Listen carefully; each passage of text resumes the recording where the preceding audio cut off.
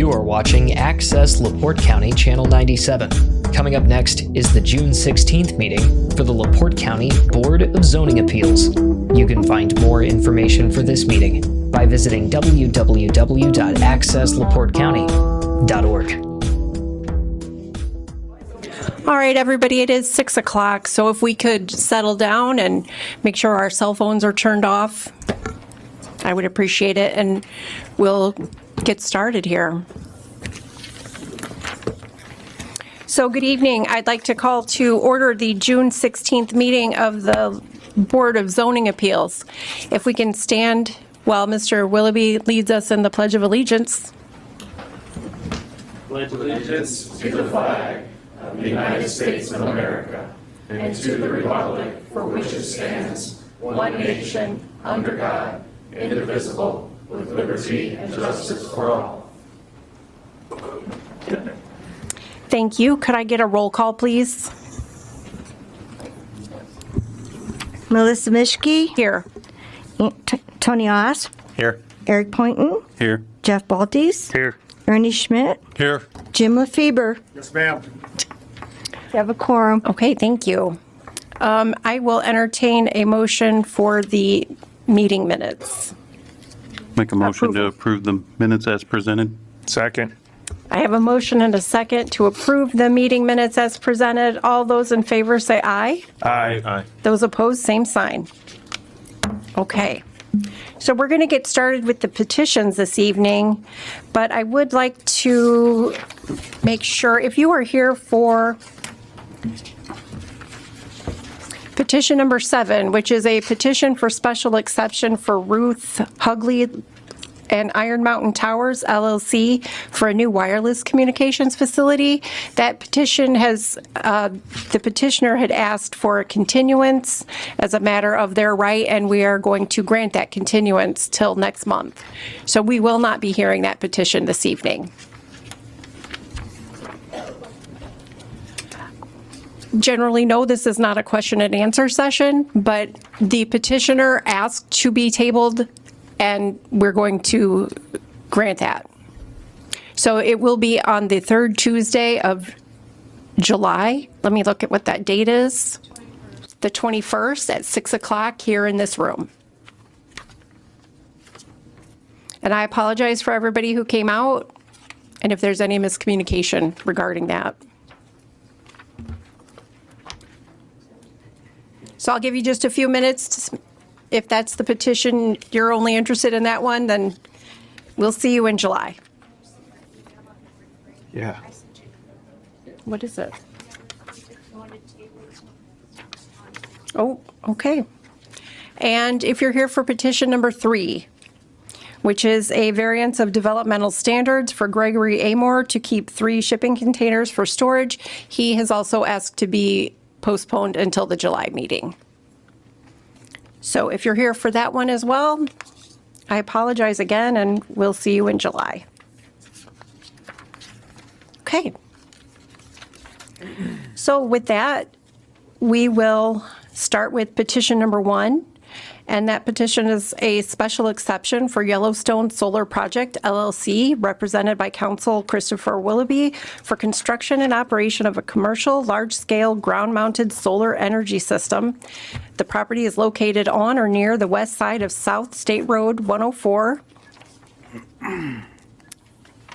and between State Road 104 to the east, East Kankakee Road to the south, and South 775 East to the east, with 2 additional parcels situated on the south side of East Kankakee Road, approximately halfway between South 775 East to the west and South State Road 104 to the east in Johnson Township, LaPorte County, zoned ag, on approximately 626.85 acres, and I will need a motion to remove it from the table.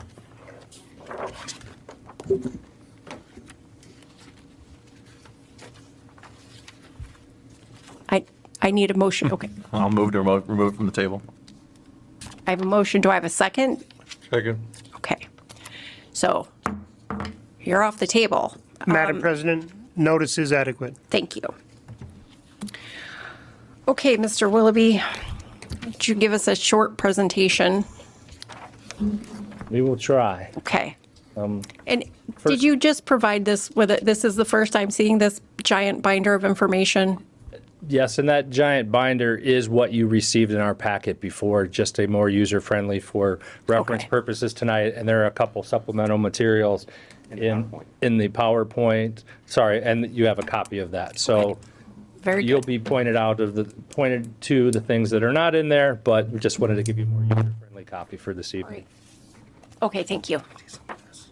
Yeah, find a way.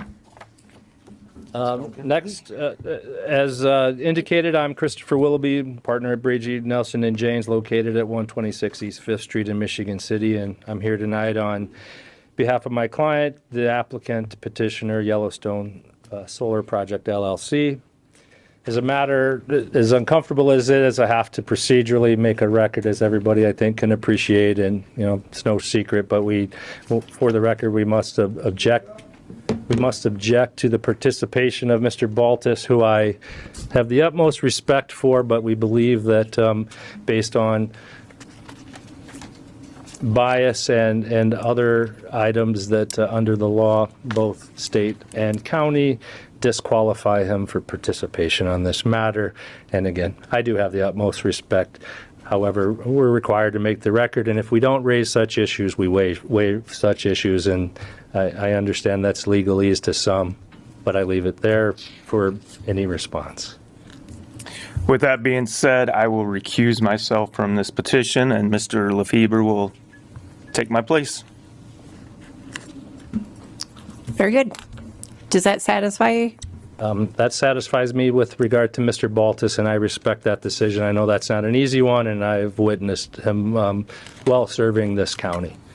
However, with the appointment of Mr. Lefebvre, I also have to raise an objection.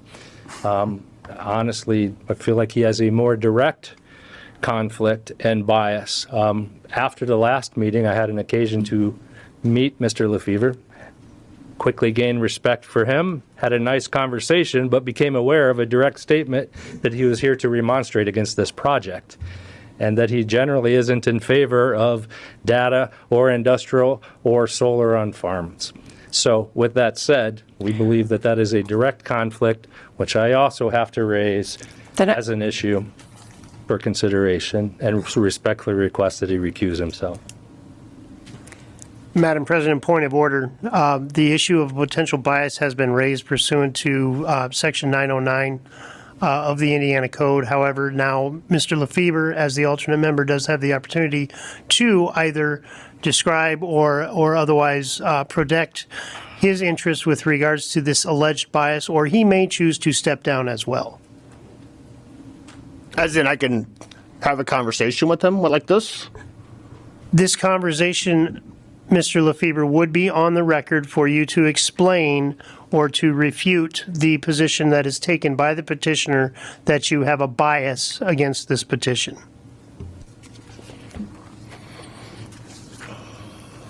Mr. Lefebvre, or in the alternative, you may recuse yourself as well. But by recusing yourself, Madam President, the board would be consisted of 4 members. I mean, we had a conversation out in the hallway, and I was coming here to remonstrate against it, but I wanted to be convinced at the same time.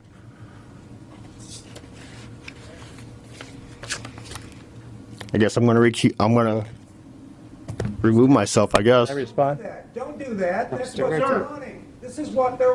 Point of order. If you cannot hold your tone back there, I'm going to ask you to leave the meeting altogether. Do you understand?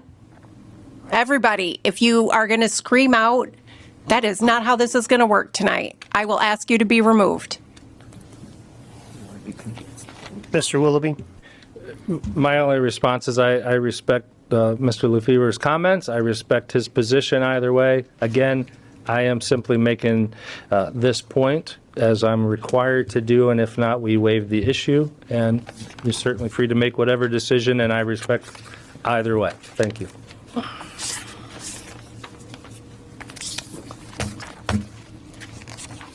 Mr. LaFever, did you make your decision that you are going to recuse yourself, or do you wish to continue in your role as the alternate member as appointed by the LaPorte County Board of Commissioners? I don't think our conversation we had out in the hallway was any more damning than me just sitting here. You know, I don't think there was anything said. I mean, unless you recorded something, I don't know what was actually said to make you want me to be removed from this spot here.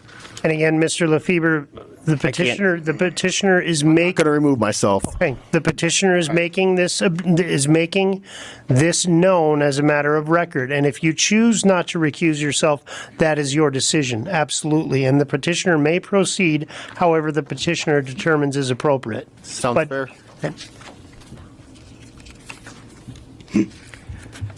So if you'd like to continue, Thank you.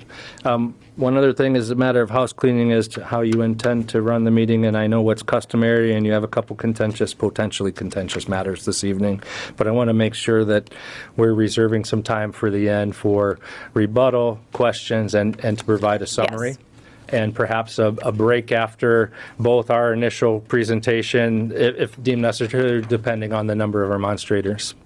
we'll see how it goes. Let's play it by ear. Thank you. So as mentioned in the President's introduction to our petition tonight, we're here tonight to request approval of a special exception for a commercial large-scale ground-mounted solar energy system in Johnson Township on agricultural land identified in the petition and our required notices. As you are aware, this request is governed by the LaPorte County Joint Zoning Ordinance, or JZO, including the special exception decision criteria in Article 24 and the solar ordinance use regulations in Article 14, more specifically Section 1415. As this board knows, a special exception is not a variance from the ordinance. It is a permitted use allowed under the JZO once we demonstrate that we've complied with the required criteria. In other words, if we demonstrate to you that we check the boxes, our use is permitted, and we're entitled to have that special exception improved. We intend to do exactly that tonight in terms of demonstrating our compliance. Our presentation is organized around the criteria you must consider in making your findings and decision, which, to paraphrase, include public health and safety, neighboring use and enjoyment, hazards, public facilities, compatibility with the zoning district in which the proposed solar farm is located, the land development plan, and compliance with the requirements of what has become known as the solar ordinance. My client's petition is properly before the board and was submitted over 2 months ago to the planning office, making the petition and supporting materials available to the public by request in excess of 60 days. The petition and related submissions include owner authorizations and consents, documented confirmation of proper publication and service of required notices, as well as supporting plans, studies, and exhibits required by the solar ordinance, including our site plan, glare and sound studies, drainage materials, decommissioning materials, road use materials, environmental analysis, property value analysis, economic impact analysis, and related supporting documents. With all of this in mind, it is my pleasure to introduce Parker Sloan, who I promise will be much more interesting and informative than I. Thank you.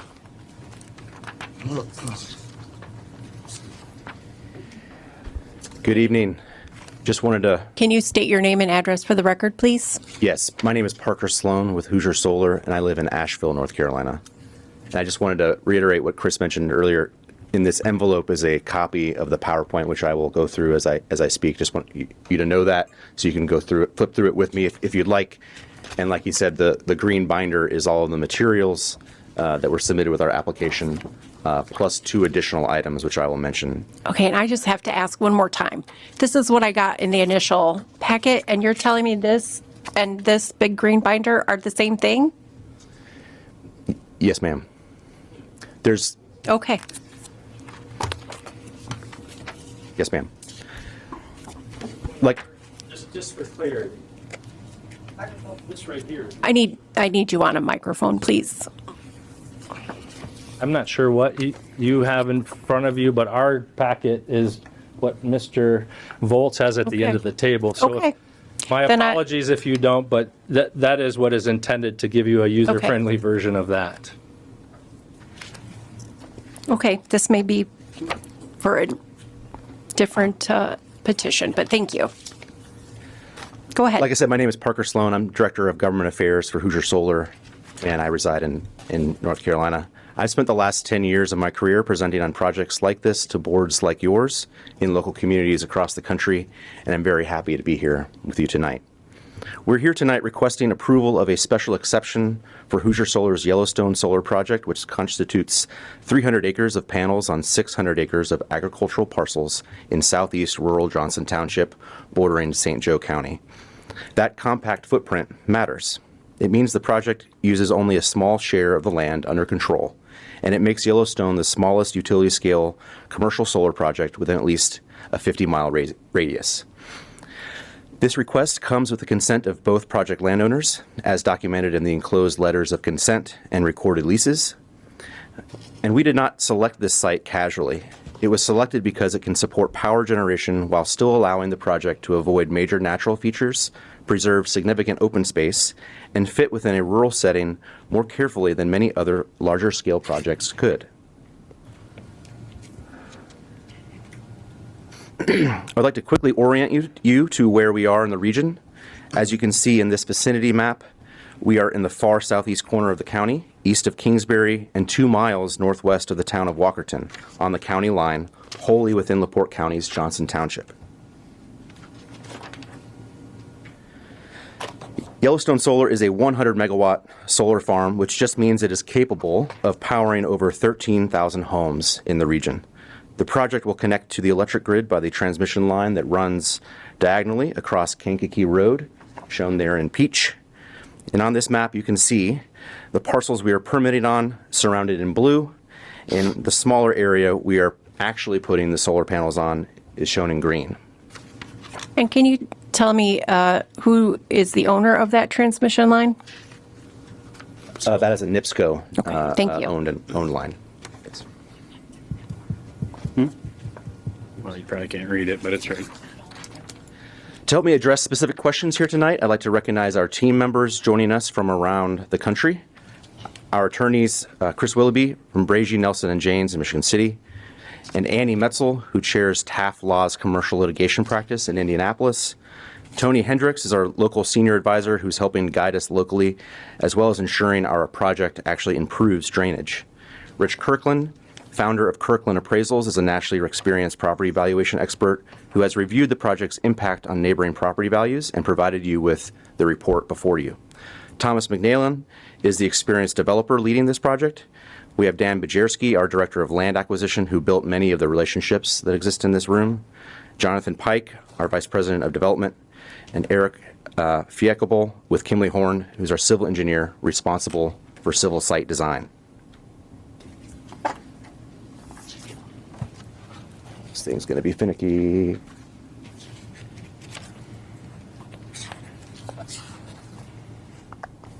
Oops. Okay.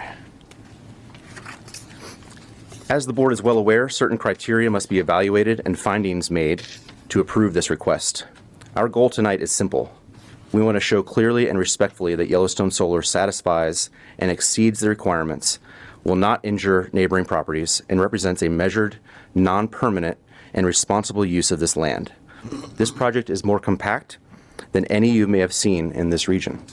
By way of comparison, our Yellowstone Solar project is 7 times smaller than Bluestem, and it is designed intentionally to be out of the way and isolated from its neighbors while exceeding county standards.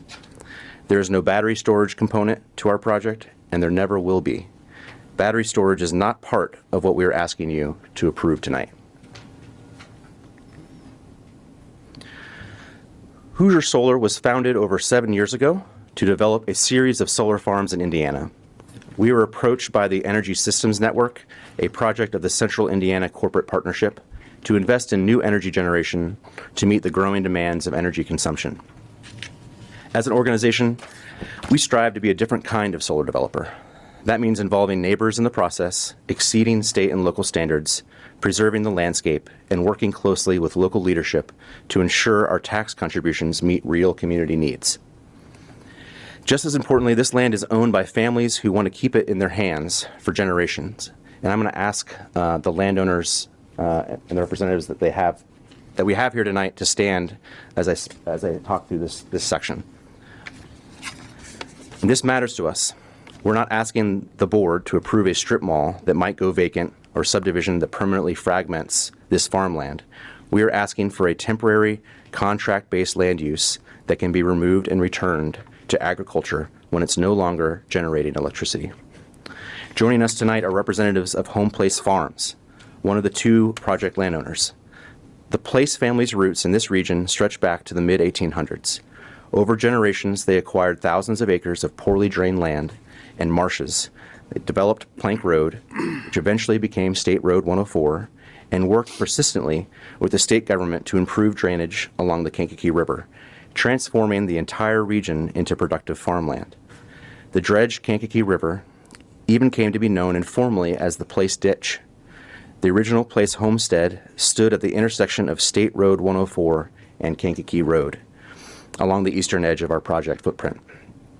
Jason Godwise and Eric Matovich share those same Place family roots. Jason is himself a part owner of the Home Place Farm, and their land within the family is known as the Elbert Place Farm. Jason and Eric are cousins. Each of their mothers grew up on that farm.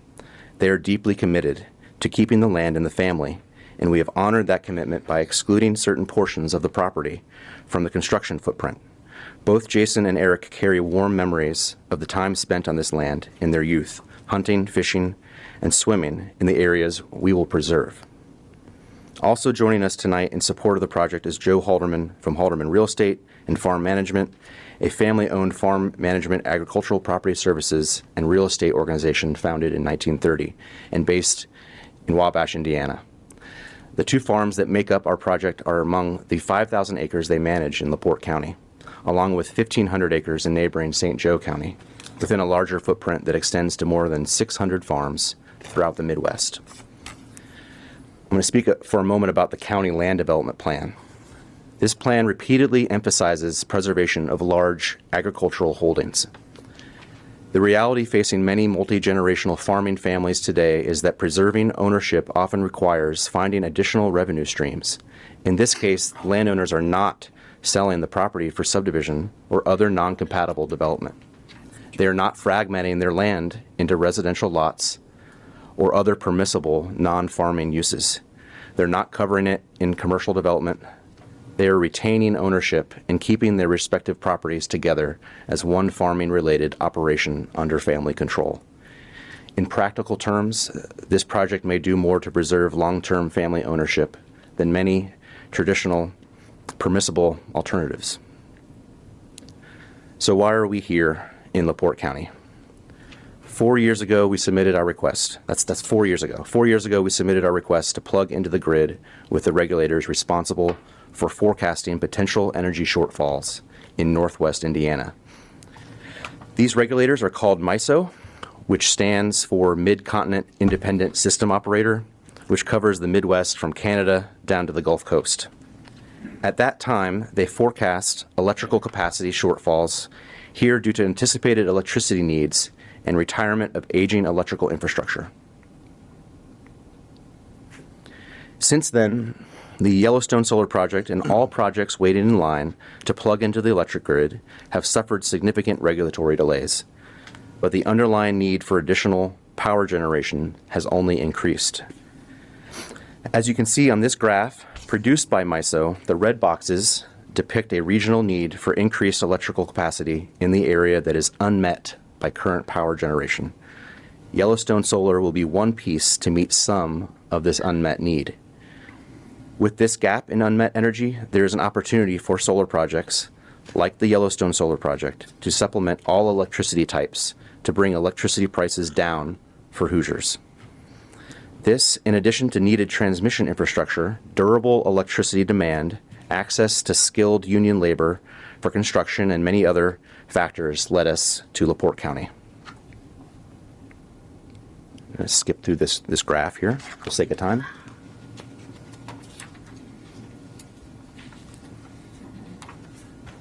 If I can.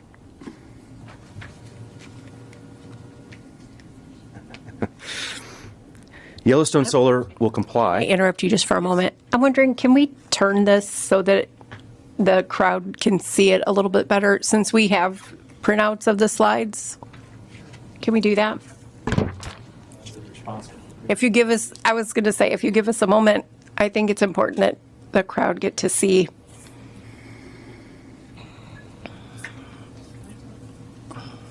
And I realize not everybody's necessarily going to see all of it, but They have paper copies. yeah, we have the slides. Thank you very much. Thank you. Is that better for everybody in the crowd? All right, very good. Yellowstone Solar will comply with and exceed all the standards in the LaPorte County Solar Ordinance, as well as all of the applicable special exception requirements and that of the zoning district.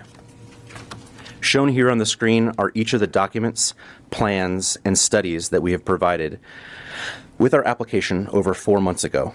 Several of these reports are in excess of what the county requires in order to demonstrate that we have been thoughtful and intentional about this project to satisfy the intent of each finding of fact, as well as applicable ordinances. The full list is on the screen, so I'll not read every item to everybody. You have each of these plans and studies in the binder in front of you. The important point here is that the board has a complete record addressing site design, drainage, roads, decommissioning, emergency response, environmental review, glare, sound, landscaping, property values, interconnection, notice requirements, and insurance. This is an image of our site plan included in your packet and shows the project and the proposed location of our equipment. You can see the internal access roads shown in dark orange and the white boxes illustrating our centrally located electrical inverters, which is equipment that converts solar electricity into the form used by the electric grid. We recognize that the county solar ordinance was updated since the last solar project was proposed at the BZA, and the county has done a significant amount of work balancing property rights and development. The ordinance now requires 250-foot setbacks from neighboring properties not leased to the project and 60 feet from roads, which we have met in every case.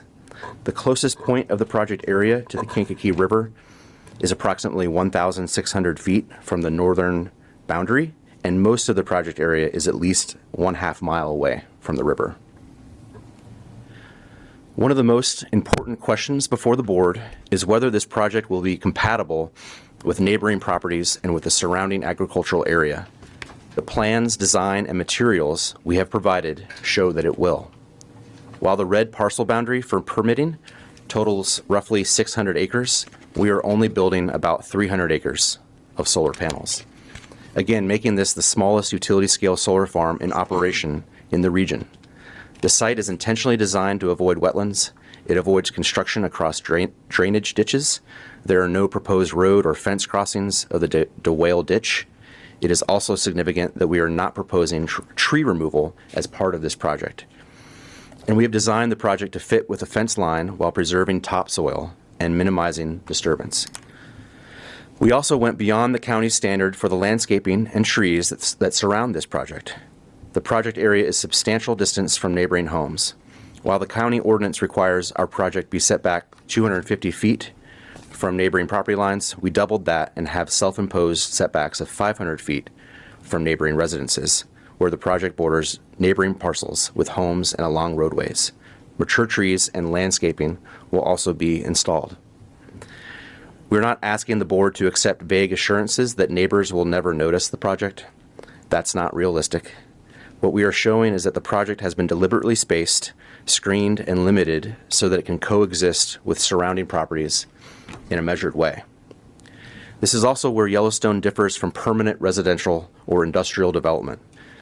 A subdivision introduces permanent residential density, permanent roads, long-term service demands, and a land pattern that generally cannot return to agricultural use. Yellowstone does the opposite. It keeps the land intact and preserves the option for future agricultural use after it stops generating electricity.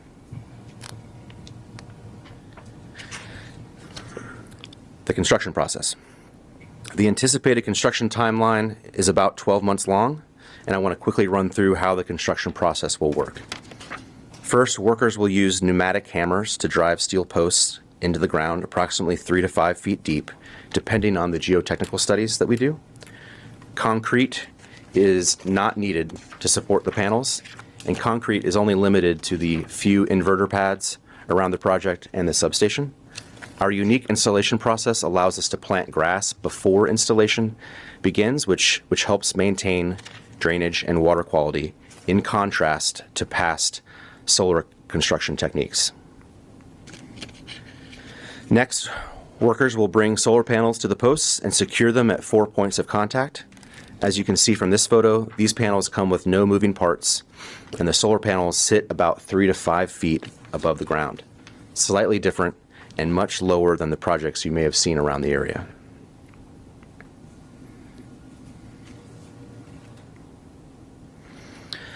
Finally, the solar panels are wired together, and those runs are connected back to centrally located electrical inverters, and those inverters convert electricity generated by the sun for free from DC to AC power for use on the grid. This will all be done with the soil intact and with little to no grading. The only possible grading that will be done will be needed for internal access roads, the inverter pads, and substation infrastructure. What you are left with is a unique project with a shorter overall construction period, much lower height, higher wind tolerance, and less land use than any solar project of the same size. Regarding drainage, the design avoids crossing existing ditches. Stormwater BMPs and pollinator plantings will be used to stabilize soil and promote infiltration to prevent runoff. But our senior advisor, Tony Hendricks, long-time LaPorte County surveyor and owner of Charles Hendricks and Associates, can describe this in deeper detail. Tony? Thank you. Good evening.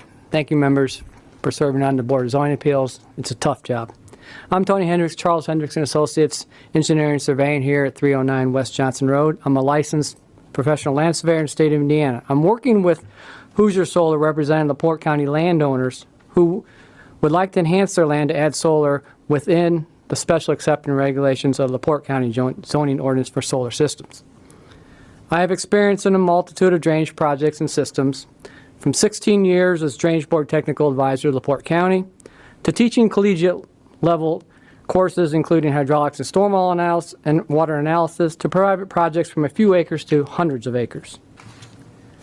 Compared to row crop conditions, which this presently is, long-term grasses planted under and around the solar panels is expected to reduce water runoff volume and velocity and improve water quality. This project will improve drainage. Let me repeat that.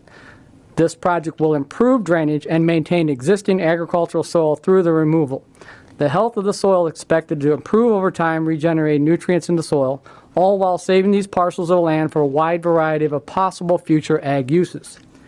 Giving the farm soil here a rest from production for a period is similar to USDA Conservation Reserve programs. While our landowners are not aware of any drain tiles on their property, if any are damaged during construction, we will repair them to avoid adversely draining to neighboring properties and avoid serious drainage issues around this electrical facility. Thank you.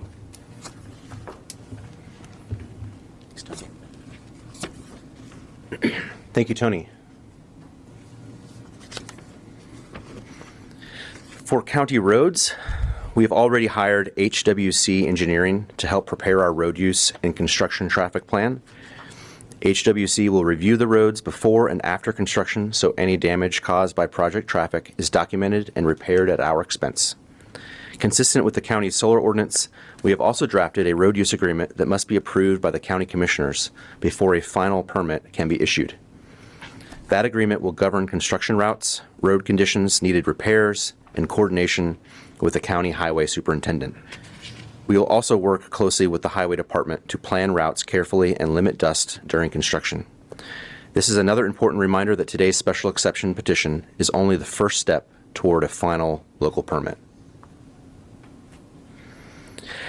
In compliance with the LaPorte County Solar Ordinance and our contractual obligations to our landowners, Hoosier Solar will establish financial assurances independent of the company to fully fund site restoration and decommissioning costs. A decommissioning bond will be posted with the county prior to the start of construction. We have submitted a comprehensive decommissioning plan with our cost estimates verified by an engineer, as well as a letter from our insurer confirming our financial capacity to post that bond. Both documents are included as exhibits in our application. That's tab L and M in your binder. And moving forward, a third-party engineer will validate the decommissioning estimate every 5 years until the project is fully removed. The project and all equipment are designed and installed for straightforward removal, allowing the site to be fully restored to farmland and pre-development conditions while keeping the land in the hands of the families who have held it for generations. Yellowstone Solar has been intentionally designed to minimize topsoil disturbance, preserving nutrient-rich soil throughout construction, operations, and eventual removal.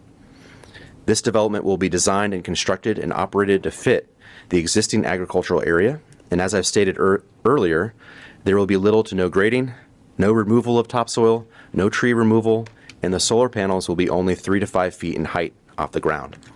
Yellowstone Solar provides an opportunity for the soil to rest and regenerate while still producing income for both the landowners and the county.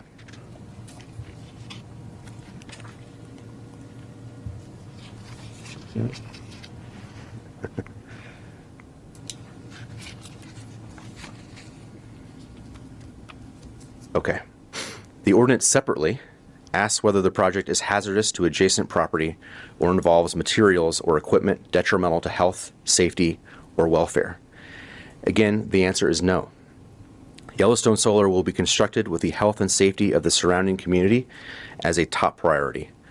The project will exceed the standards with the 2024 County Solar Ordinance and all applicable local, state, and federal regulations, including the National Electric Code.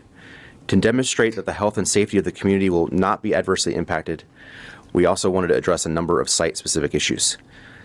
I want to note here 2 documents that the county did not receive previously, the 2 documents at the end of your binders that you have before you.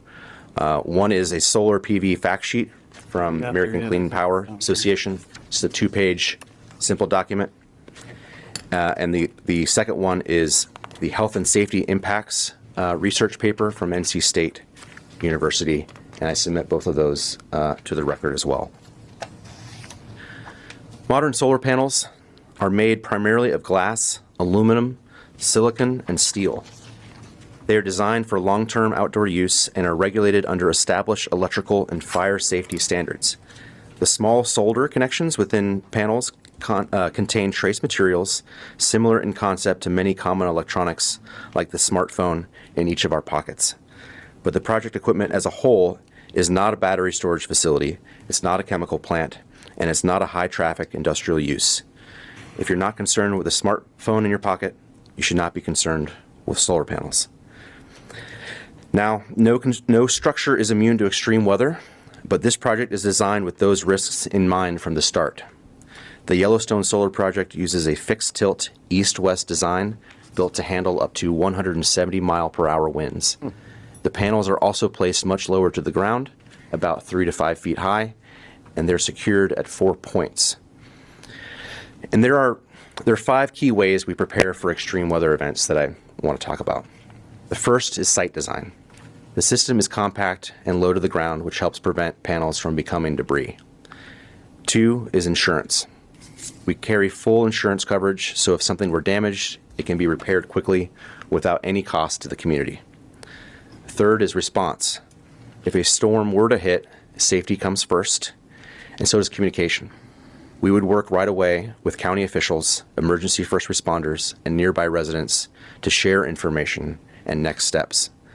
Fire and EMS will have access and keys to our site ahead of time, and we've already conducted a full-day emergency training with Hamlet Fire, which provides primary service to Johnson Township.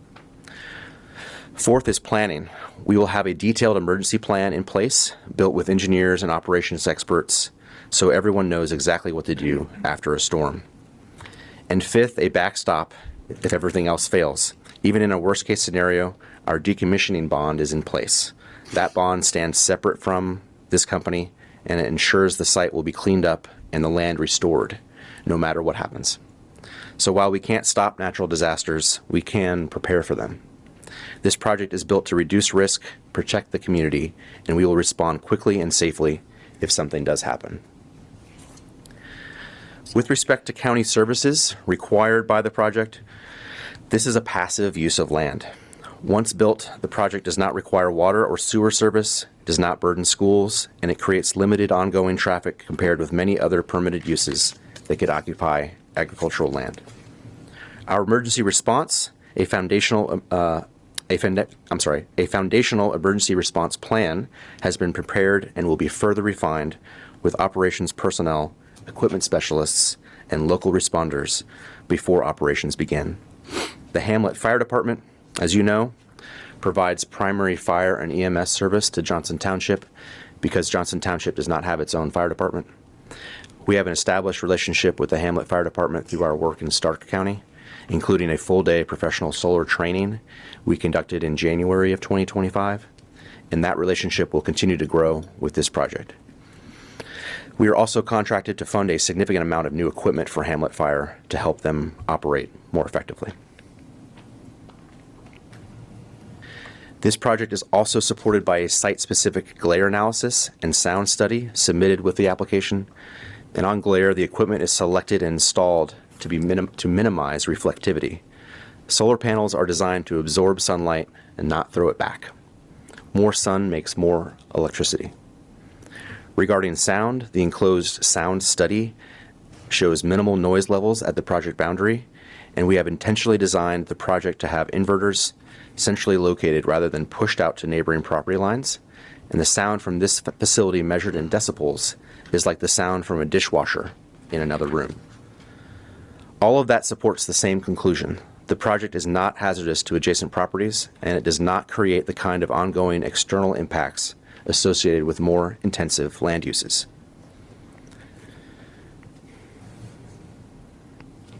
We have exceeded the landscape buffering requirements at the direction of Lakeshore Landscaping out of Valparaiso, whose plans have been submitted along with this application. We're planting 1,382 mature trees and 3,878 shrubs to surround our project, and 1.27 acres of pollinator seed mix within the buffer surrounding our project. Our buffer screening is at least 15 feet wide, but it is up to 25 feet where the environment provides room and located at least 10 feet off of every fence line. Every 100 feet, we are planting 5 understory trees and 14 large shrubs. Wherever our project is adjacent to a neighboring residence, we are planting even more densely and adding shrubs as indicated on the pictures here. The seed mix under the panels exceeds Purdue's pollinator habitat standard by a wide margin. Purdue's scorecard requires 100 points to meet the standard. Our plan scores 164 points, which qualifies as an exceptional habitat. These plans provide exceptional habitat defined as a score of over 125, and Lakeshore has designed a plan to plant over 210 acres of pollinator seed mix to provide ground cover under our solar panels. I just want to pause to say, as someone who does this for a living over the last decade, your ordinance is fantastic and I think asks for all the right things in terms of landscaping. And Mr. Poland, I'd say, takes this extremely seriously as well.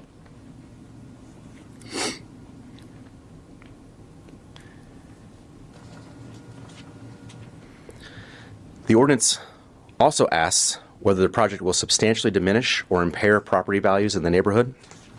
And we know that it's an issue many boards hear about repeatedly in solar cases, and that's why we submitted a thorough property value analysis on this specific project by an expert appraiser. But we're not asking the board to rely on speculation or unsupported statements. We submitted an expert analysis, and we asked the board to consider this as part of your consideration of approval. Richard Kirkland, MAI and ARA, is an Indiana licensed general appraiser and principal of Kirkland Appraisals, LLC. He was retained to evaluate whether the proposed Yellowstone solar project would have any measurable negative effect on nearby property values. His analysis reviewed 225 data points, including university studies, assessor surveys, broker interviews, sale-resale data, and matched pair sales from Indiana and other comparable Midwestern markets. His conclusion is that with the project's setbacks, fencing, and landscaping, Yellowstone Solar is not expected to negatively impact adjoining or nearby property values. And I'll now turn it over to Mr. Kirkland, certified appraiser, to speak a little bit further about property values specifically. Good evening. Would you please state your name and address for the record? Sure. Rich Kirkland, 9408 Northfield Court, Raleigh, North Carolina. I'm a, again, state certified general appraiser in Indiana, North Carolina, and about 16 other states. I have the MAI designation through the Appraisal Institute, which is advanced studies, peer review process, and training. And I also have the ARA designation through the American Society of Farm Managers and Rural Appraisers, another advanced designation. We've been looking at solar projects for the last 18 or so years. We've been working in about 28 different states looking at those.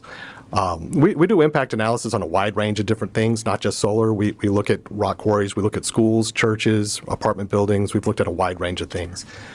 We do the same methodologies when we're looking at all of these. Our primary focus is looking at what we call resale analysis. This is where we look at a home that is sold next to a solar project, in this case, and we compare it to an earlier sale of that exact same home before the solar farm was announced. The only difference being time, and we just track that to the Federal Housing Finance Agency house price index. We just see, did that home appreciate at the same rate as other homes in that MSA or that zip code? And if it did, we would say that we find no impact on property value. We find that to be the best methodology for us to use because there's no appraiser judgment. Any two people looking at this data can look at and see if they come to the same conclusion. They would cite a different index, but it would be a similar index. So again, we've done resale analysis. That's in the report. You can see that. We have also done matched pair analysis. It's a similar process where we look at home sales next to a solar project, compare them to similar homes that sold the same time frame in the same market, but just not next to a solar. So we compare to see if there's anything we could suss out that would indicate any impact.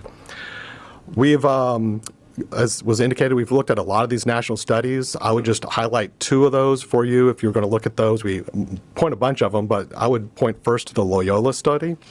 That one is important because it actually points to a methodology issue with all the other studies in that series. Most of the studies do ring studies. They compare activity around solar projects within a 3-mile radius, and compare that to activity over the same time period in between 3 and 6 or 3 and 7 miles, depending on the study.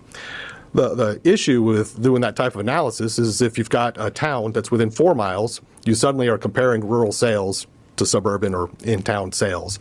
And none of those other studies are really addressing that. And the Loyola study highlights that and provides a methodology to fix that. And they do that analysis in there. The other study I would point to is the most recent one that we've identified. It was actually published in the Appraisal Journal. It was done by an MAI and a couple of PhDs, and they really focused. They did not do a ring study, but they did focus on communities in proximity to solar. And they also interviewed brokers in that process just to make sure that the data they were crunching made sense in context with what the brokers had to say about their experience selling those homes.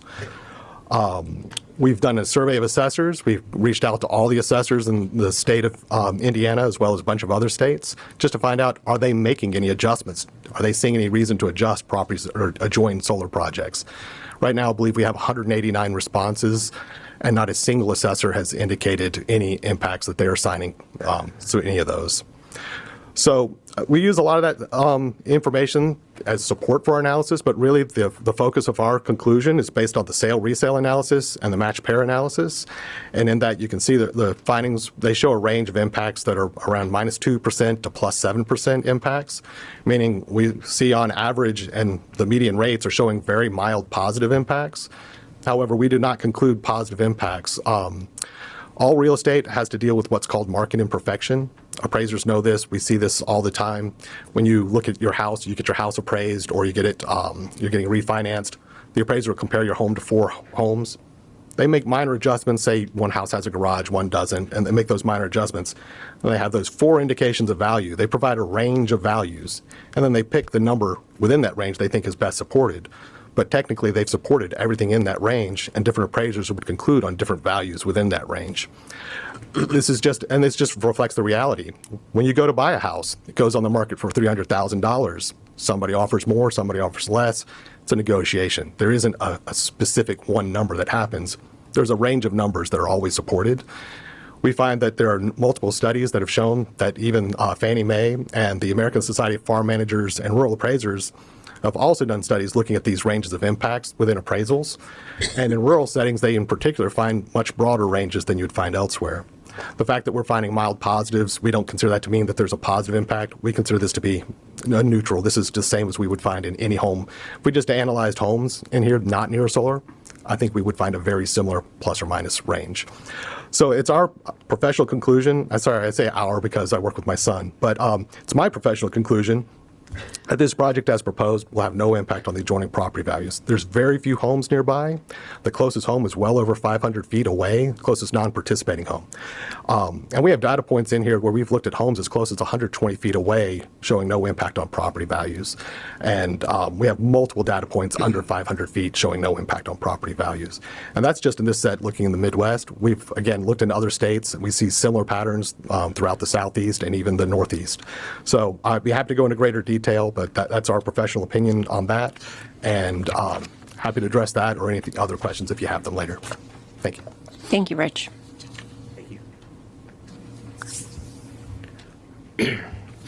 Thank you, Mr. Kirkland. The key point for the board is that this finding is addressed by actual submitted evidence and independently reviewed by an expert, not by speculation or anecdotes. The county land development plan predates the solar ordinance by more than 16 years. When the county amended the solar ordinance in 2024, it did so with the full knowledge that much of the agricultural zoning district consists of what is represented to be productive farmland, and further knowledge that the land development plan strongly supports agricultural preservation.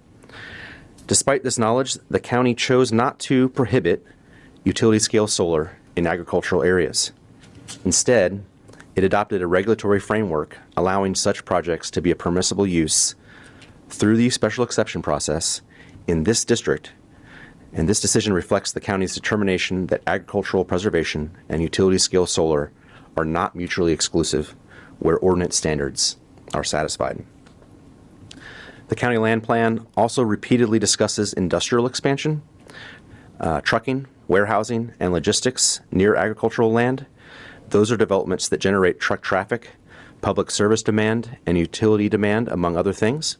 Yellowstone Solar does not. This project, although at times referred to as industrial solar, is absolutely distinguishable from the impacts traditionally associated with industrial development. LaPorte County's land development plan's core direction remains clear: protect agriculture, guide growth in a compact and efficient way, and preserve natural resources, and the Yellowstone Solar Project reflects those principles in a modern context. Located on long-standing agricultural land, the project is intentionally sited to avoid impacts to the Kingsbury Fish and Wildlife Area and other sensitive areas, while preserving a large, contiguous tract of farmland that might otherwise be fragmented by development. At a time when growth has shifted into unincorporated rural areas, often resulting in permanent subdivisions that cannot return to agriculture, this project does the opposite. It introduces no residential density, requires minimal long-term public services, and remains fully reversible. When it is done generating electricity, the land can be restored and returned to agricultural production, preserving future optionality in a way that traditional development cannot. With approximately 300 acres of constructed area within an approximate 600-acre footprint, it will also be the smallest utility-scale solar project in the region, reflecting a measured and responsible approach to land use. More on agriculture, the Yellowstone project involves the use of leased land from two landowners permitted on 600 acres of land, or 0.23% of LaPorte County farmland. In total, that's less than 1/4 of 1% of LaPorte County's 277,850 acres of farmland. The granting of this special exception will not be contrary to the general purposes served by the county zoning ordinance. The county enacted solar ordinance in 2024 specifically to allow solar on agricultural land when the ordinance standards are met. The project site will be returned to agricultural land when it is done generating electricity, and specifically under our current agreements with these landowners, this project cannot continue beyond 35 years without a new agreement in place with the owners of the land in the room with us right now. A recurring theme throughout the county land development plan is a concern about permanent, irreversible conversion of agricultural land through urban sprawl and residential growth. Once farmland is subdivided into residential lots, required residential utilities are extended and populated with homes, agricultural use is effectively lost forever. This project does not create that condition. No residential lots are created, no population expansion is introduced, no septic systems are to be installed, and no sewer or water infrastructure is extended. The subject land remains intact, and in accordance with the decommissioning requirements of the solar ordinance, the land will be reserved for and can be restored to agriculture in the future. As of today, our construction time frame is on track for a 2029 start of construction. Between now and then, we have several additional milestones to work through and complete. Tonight's discussion is just the first step in our process moving forward with LaPorte County. Approval tonight would not end the county's oversight. The next item we work on is finalizing the road use agreement and decommissioning agreement with the county commissioners and appropriate department staff. And myself and Hoosier Solar will work with every single county commissioner, regardless of their opinion of solar, to ensure that the residents and taxpayers of LaPorte County are protected. After that, we will finalize our stormwater pollution prevention plan and continue our coordination with Hamlet Fire and LaPorte County Homeland Security to formalize the project's emergency response and operations and maintenance plans before issuance of improvement location permits, which is the final local permit. Those plans will build on the work and coordination already completed to date, while incorporating the final site design and any remaining technical details required at that stage. We've already completed wetland delineation and plan to get a no permit required letter from the United States Army Corps of Engineers this summer, since we are avoiding wetland and waterway impacts. We have already coordinated with United States Fish and Wildlife and IDNR, and no impacts to T&E species are expected. In preparation for moving to improvement location permit issuance, we will be finalizing our site designs and construction plans over the next several months. And so I want to emphasize that even after tonight, moving forward with next steps, we will have to continue to earn our place in LaPorte County. We also understand that a project like this requires transparency. Our Director of Real Estate, Dan Bajerski, has several decades of real estate experience in the oil and gas industry. He spent years meeting with landowners and neighbors in this area to build relationships for this project. And on March 10th of this year, we hosted a publicly advertised neighborhood open house, advertised on Facebook, in the newspaper, and by certified mail to all neighboring landowners. We also held office hours at the Walkerton Public Library to give people additional opportunities to ask questions and review the project. All adjoining landowners, as determined by the LaPorte County's Auditor's Office, have been notified of this application and this public meeting via certified U.S. mail at least 10 days prior to the original hearing, which was continued by this board, all of which was verified by affidavit prior to this hearing. No one should feel that this project was advanced in secret, and we made efforts to put information in front of the public as early as possible and in multiple formats. Although the board's decision must rest first on the ordinance and findings of fact, the economic impact for LaPorte County is significant. That's personally the entire reason why I do this work across the country, because of the significant impact these projects have on the communities we serve. This project is 100 megawatts, but again, let's translate that into English. What does a project like this cost to build? We estimate that will be well over $200 million in capital investment. And the economic impact study provided in our application was written by Mangum Economics and shows that Yellowstone Solar, once operational, will generate approximately $24.5 million in cumulative local tax revenue in 2026 dollars from land and capital investment taxation over the next 35 years.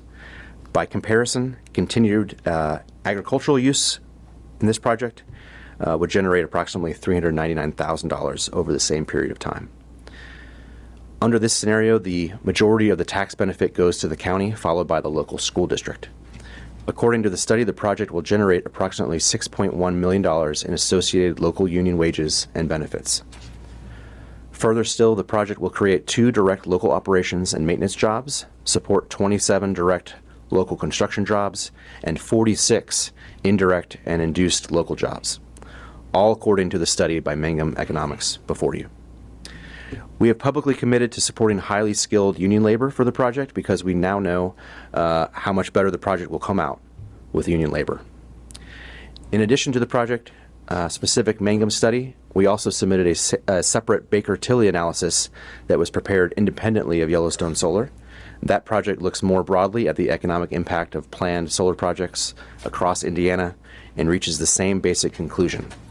Solar development can generate substantial construction activity, long-term operational impacts, local wages, and tax revenue while placing relatively limited demand on local public services. We included it so that the board could consider not only Yellowstone's project-specific numbers, but also the broader independent economic context for solar development in Indiana.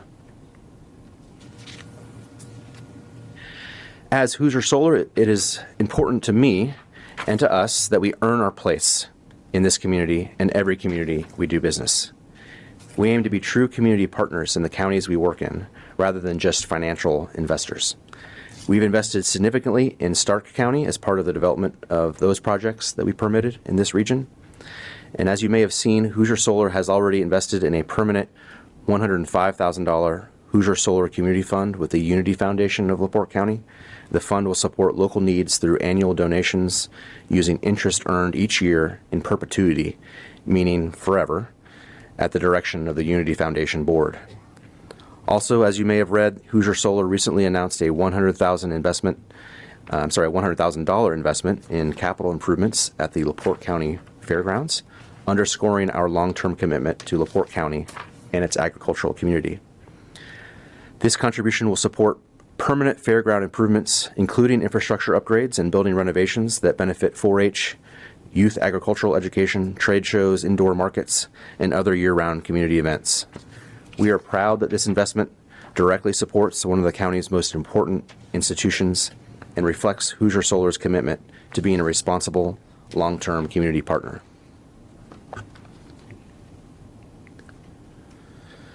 In closing, Yellowstone Solar is a compact, carefully designed, heavily documented, and reversible project that satisfies and exceeds the standards this board must apply in the LaPorte County Solar Ordinance.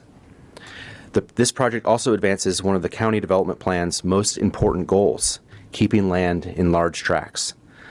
The plan does not simply seek to preserve agricultural activity as it specifically seeks to preserve agricultural tracts and avoid fragmentation.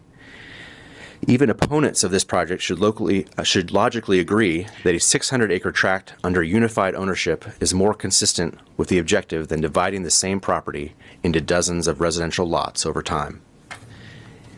This avoids key natural features. It minimizes long-term public service demand. It is supported by studies and plans filed to this board over 4 months ago. It includes decommissioning protections and road use protections. It is surrounded with trees and set back beyond minimum requirements in ways intended to reduce impacts on the neighbors. And it undeniably preserves the ability of this land to return to agriculture in the future. The county ordinance allows this use. Our petition tracks the required findings. The evidence satisfies those findings. The project exceeds several ordinance standards. The remaining technical safeguards are built into the county's later permitting processes. The BZA is only being asked to approve the project before you tonight. You're not approving a battery storage facility, no future expansion, or an industrial manufacturing facility. Any material different future proposal would require a separate review under applicable county regulations. This board is not being asked to choose between the solar ordinance and the land development plan. The county has adopted both. The solar ordinance establishes that utility-scale solar is appropriate and permitted within agricultural districts through the special exception process. Plainly, we are not asking the board to make an exception from the rules. We're asking the board to apply the rules the county has already adopted for this exact type of project in a location just like this. For all those reasons, and based on the evidence submitted with the petition and presented tonight, we respectfully ask the board to approve the special exception for the Yellowstone Solar Project. Thank you. Thank you. So, folks, we just listened to almost an hour of this presentation. If anybody wants to get up and shake around a little bit before we hear remonstrators, I need to find a sweater. I'm freezing.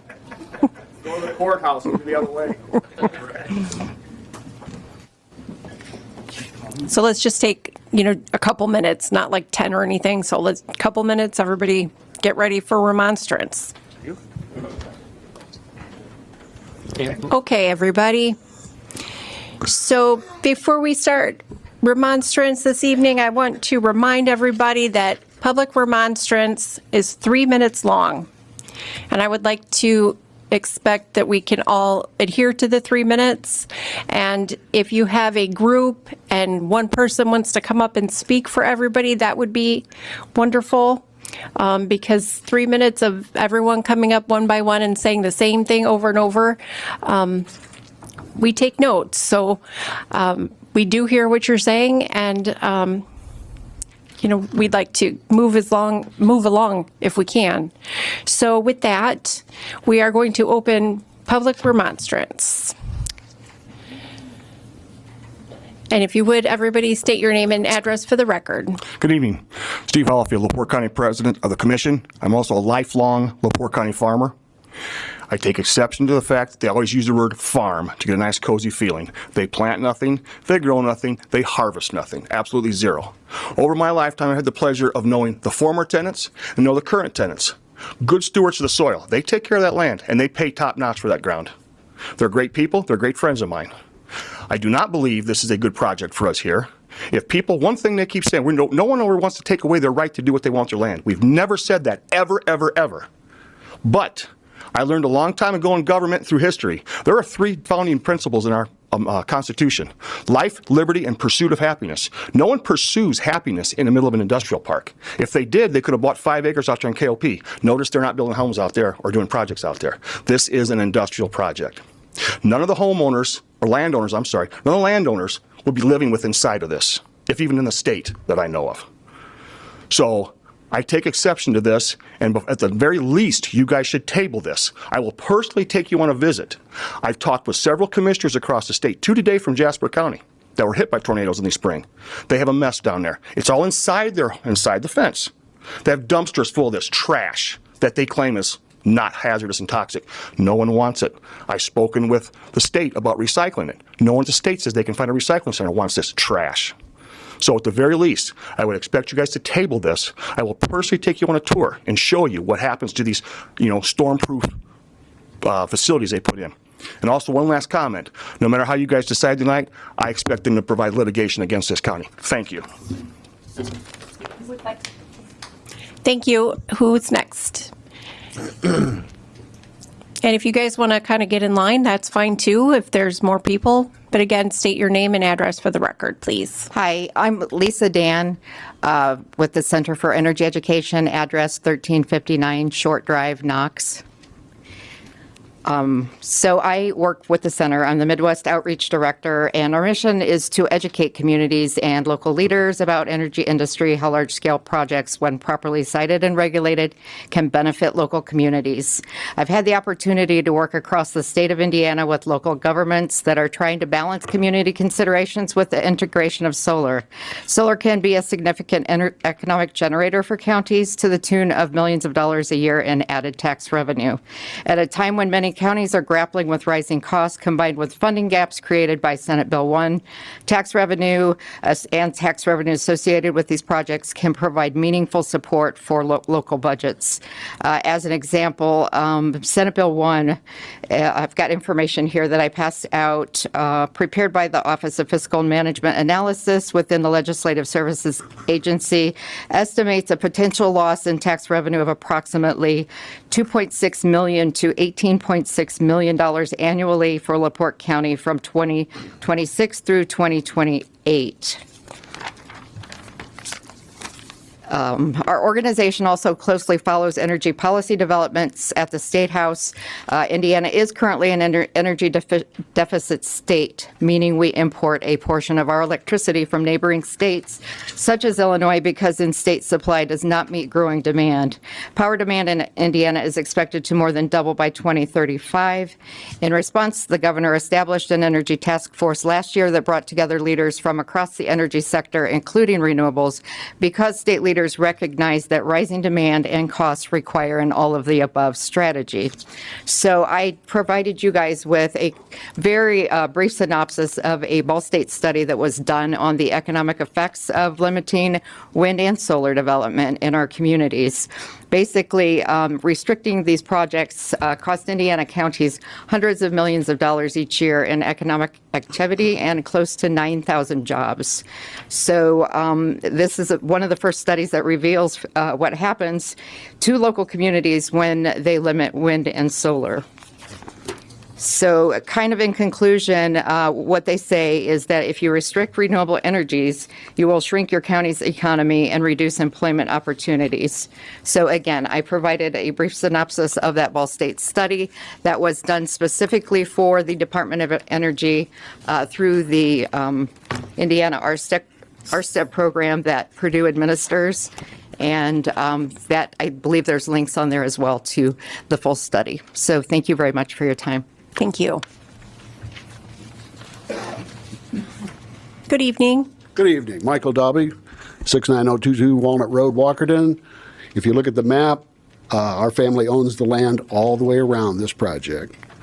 First of all, I'd like to commend the solar company for providing a lot of good public input, information, answering questions. I think they've done a good job of that. The problem is I'm still against it for a lot of reasons. First of all, I'd like to thank all of you people because, little history, my father served on the Board of Zoning Appeals, and I was on the LaPorte County Plan Commission for a number of years, so I know what you're going through. First of all, I want to address one thing about this proposed idea that we might have subdivisions in this area. Michael, I'd like to remind you to address the board, Sorry. not the crowd. Subdivisions in this area will never happen. The proximity of the Kankakee River and the 100-year floodplain makes that impossible. So the idea that we're going to save us all from subdivisions is irrelevant. The other thing is, I think that when you look at the damage done to neighboring tracts of land where tornadoes and hailstorms and whatnot, it's a huge mess. The commissioner, Mr. Hollerfield, he knows what he's talking about. We've seen it. We don't want to see that on this land. There are lots of places to put solar farms, but in an agriculture community with the Kingsbury Fish and Wildlife system right there, no, this is not a compatible enterprise as far as we're concerned. I look at the money. When you just stop and think about the money, where's it coming from? $200 million investment. We've got all these donations to the county. We've got all this goodwill going on. Where's that coming from? 13,000 homes are going to power this, all this money. We're bonded. We have all these things. Yeah, but it's a lease, right? So all these things can be transferred, sold, bought. We have no assurance of anything. I'm very concerned about all of that. And top that off with a letter I just got from an attorney warning me about eminent domain possibilities. So if these things go through, eminent domain could latch on to other things. I don't know if that's true or not. But I will tell you this, as a former member of the Plan Commission and sitting up there with you guys, I was offended when you two were challenged. You guys serve on this board, you put a lot of time into it, and to be challenged about not being able to be impartial, I'm greatly offended at that. And I know if I was on a board and somebody's threatened me and my county, no way. Thank you. Thank you.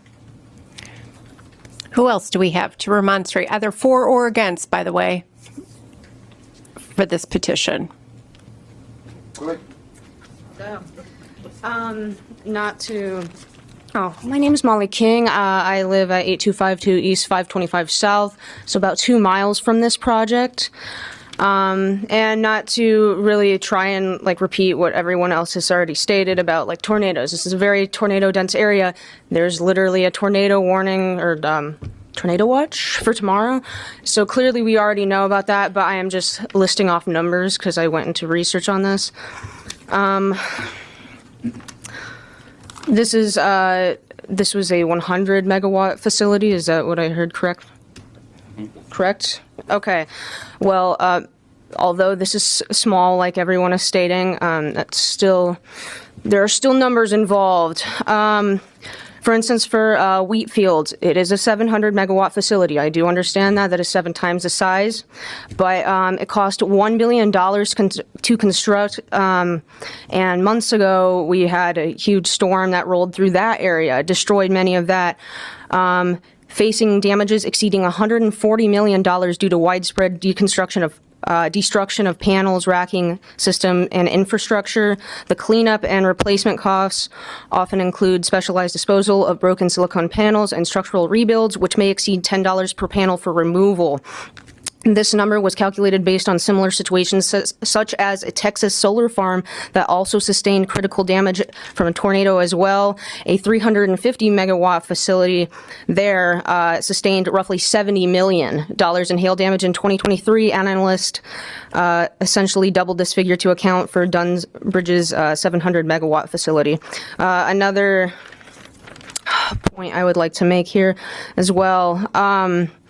It's also obviously led to high interest insurance rates for solar farms, especially throughout the Midwest. According to Descartes Underwriting Insurance Company, severe weather and storms, including tornadoes, hail, straight-line winds, are some of the most frequent and destructive natural disasters in the U.S. And in 2023, these events resulted in a record-breaking $58 billion in insured loss. Past that, ensuring renewable energy farms in regions of like the Midwest is incredibly difficult, as stated, and in some cases, insurance rates have increased up to 400% in tornado and hail-heavy areas, and that's quoted by the American Heritage Insurance Group. That is my points, because I will say you guys did create a really good presentation, but just the financial aspects of this, I do not think that this is a great project for this area, especially being so close to the Kankakee River. It's a very big marshland. Anything that could go wrong, although, as stated, it's a... Go ahead. You can finish your thought. Okay. As stated, it's a really small facility. It's really short to the ground and everything. I do understand that, but the hail, the tornado damage, everything, very destructive in this area. We've seen it this past week and everything. So just food for thought. Thank you so much. Mr. Banks.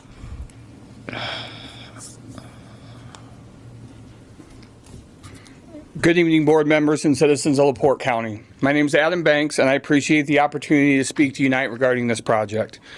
The main thing I'd like to touch on this project is the economic impact is substantial. As many of you have already heard, this project is going to create $24 million in local tax revenue that provide vital fundings for our schools, first responders, infrastructure improvements, road maintenance, and other essential public services without increasing any taxes to his residents. As a proud father and citizen of this county, hearing things like that makes me happy.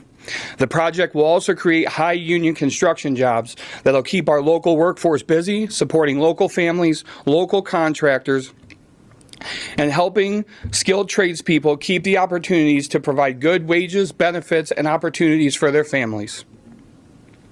Beyond direct employment, this project will also support local contractors, suppliers, restaurants, fuel providers, and other businesses throughout the county during the construction process, creating a ripple effect to the little towns that it surrounds. Yellowstone Project honors the choices of local farmers and landowners to use their land to ensure their financial stability for their future generations of children. Agricultural remains as an important part of LaPorte County's identity. Solar is also one of the most cost-effective and reliable energy sources available today as energy demands continue to increase with the manufacturing expansion, economic development, data centers, and advancing technologies. And this is to help contribute to a more resilient power grid and help long-term energy for saving Hoosiers. In closing, I respectfully ask the board to evaluate the project based on the facts, the protections being proposed, and the long-term economic, agricultural, and energy benefits that it can provide to LaPorte County.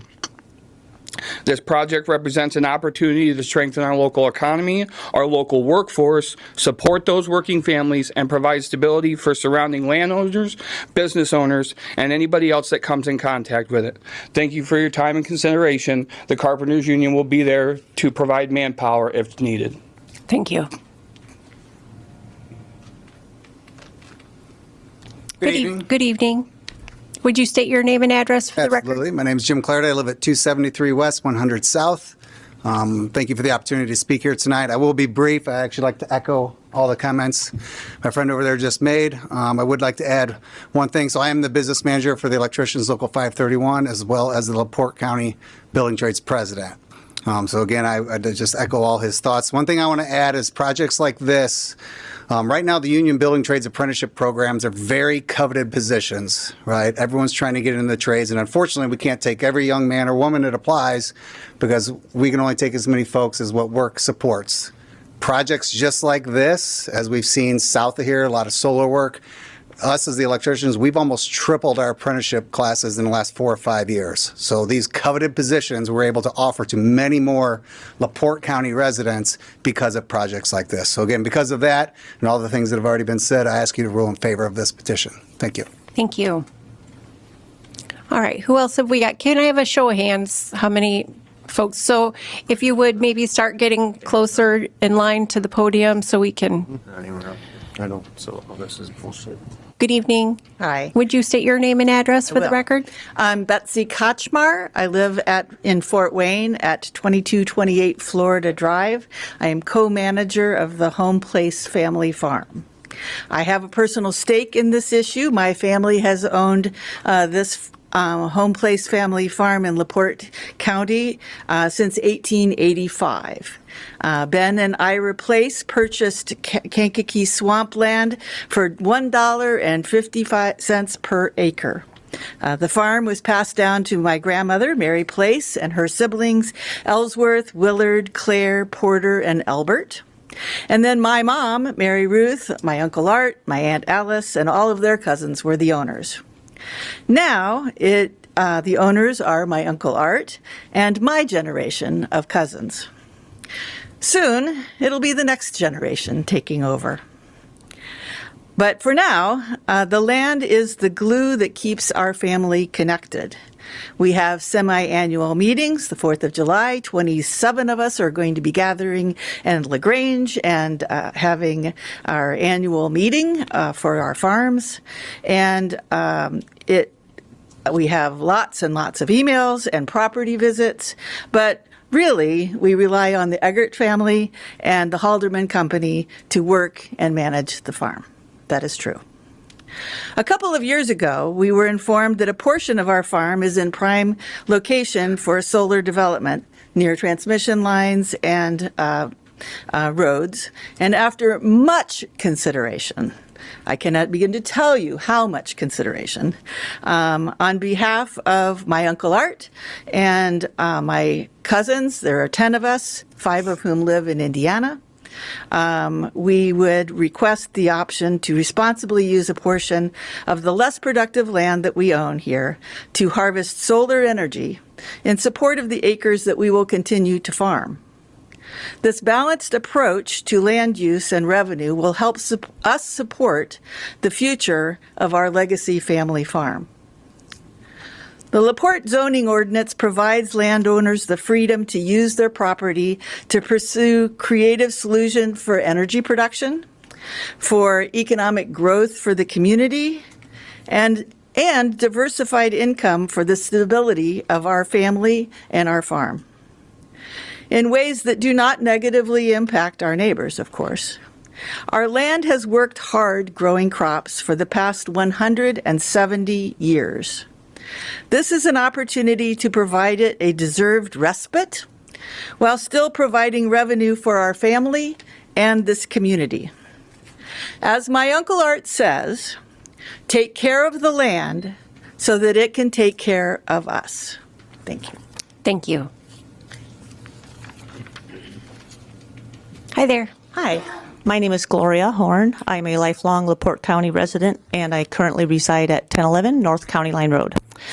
I had written up a whole thing I was going to say, and I practiced it over and over because I do not like public speaking, but listening to some of the comments here, I changed my mind. In about 2014 or 2015, I found myself in a tornado in Pilger, Nebraska. We were just driving through. The next day, my husband and I went to a different nearby community as volunteers to help where needed. We parked at an elementary school, and then all the volunteers were bused to a community that was just decimated. So the idea that just solar panels are wiped out by a tornado is not completely the whole story. In this community, the huge silos were shredded and strewn across the land.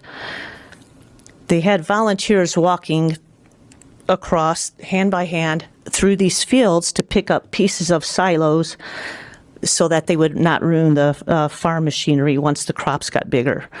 Hundreds and hundreds of cows were impaled. We heard people talking on the bus, different farmers. They were impaled by fence posts, electric towers, cables, silos from these metal, cell towers, and some of the cows had to be shot because they were still alive, and they were talking about how they were going to get big scoopers to come and clean up all the dead cows. Homes were flattened. Businesses were lost. We heard a story about a child that was torn away from his mother hand as she was running across the street to try to get into a building, and the child was killed. So if we're going to avoid building a solar farm just because of tornadic activity and hail, then let us also avoid building cell towers, electrical lines, silos, homes, businesses, water towers. If any of you have seen footage of a tornado recently, there's been a lot of them, the next time you watch this news and see footage, take note of all the structures that are destroyed, that aren't solar panels. Cell towers, are we going to stop using cell phones? Electrical lines, well, maybe we shouldn't have electricity. Trailer parks, I'm sure they're not built with the same kind of integrity that this solar panel farm is going to be built. Well-built, sturdy homes, big old silos, age-old farmhouses. All of those are wiped away by a tornado also. Thank you. Thank you, Gloria. Good evening. Hi. If you would state your name and address, please. Erin Charpentier, 304 South Harrison, Hebron. Good evening. I'm an Indiana Rural Organizing Associate for Solar United Neighbors. We are a nonprofit organization that focuses on consumer education and advocates for solar at all scales. I am here to speak about the benefits of solar in general, as someone who works with a vendor-neutral nonprofit that does not partner with specific installers or projects, as well as to discuss current energy demands faced by the state of Indiana. Solar helps to stabilize the grid, and it offers energy security. The electricity is generated hyperlocally, which means it is not as affected by transmission failures as other energy sources. In many ways, solar itself becomes yet another crop to harvest. While concerns are often raised about farmland loss, when it comes to solar, it is worth noting that 43% of corn grown in Indiana does become ethanol. Although an energy producer itself, ethanol pales in comparison to solar. In fact, 1 acre of solar panels produces 100 times more energy than 1 acre of corn. Ultimately, while they only use a small portion of the land, projects like this one will generate not just electricity, but funds to lessen the impact of SEA 1. Allowing solar builds in LaPorte will not only benefit the local economy, but that of adjacent communities as well, allowing for Northwest Indiana to continue to be a robust and productive part of the state. As a lifelong Northwest Indiana resident, I'm forever grateful to live in an area that, while industrial in many facets, also hosts the natural beauties such as the Indiana Dunes, Sandhill Cranes, and all of our nature preserves. I've always admired LaPorte County in particular as a neighbor in Porter County as being a balance between the two. As a former cross-country coach, I have to say that you guys have the best course at New Prairie High School. Although the hundreds of runners I've coached up Agony Hill might disagree with me. And alongside this, you have a myriad of fruitful orchards, manufacturing, and strong trade unions. In this way, solar is a perfect fit for LaPorte County, as it produces no air or water pollution, unlike fossil fuel sources, and ensures that the land isn't permanently lost to development. All in all, solar is cost-effective, safe, utilizes land in a way that is minimally disruptive, makes for a very quiet neighbor, and allows for that land to be used once again at the end of its life cycle. Thank you so much for your time and consideration tonight. Thank you, Erin. Good evening. Hi, good evening.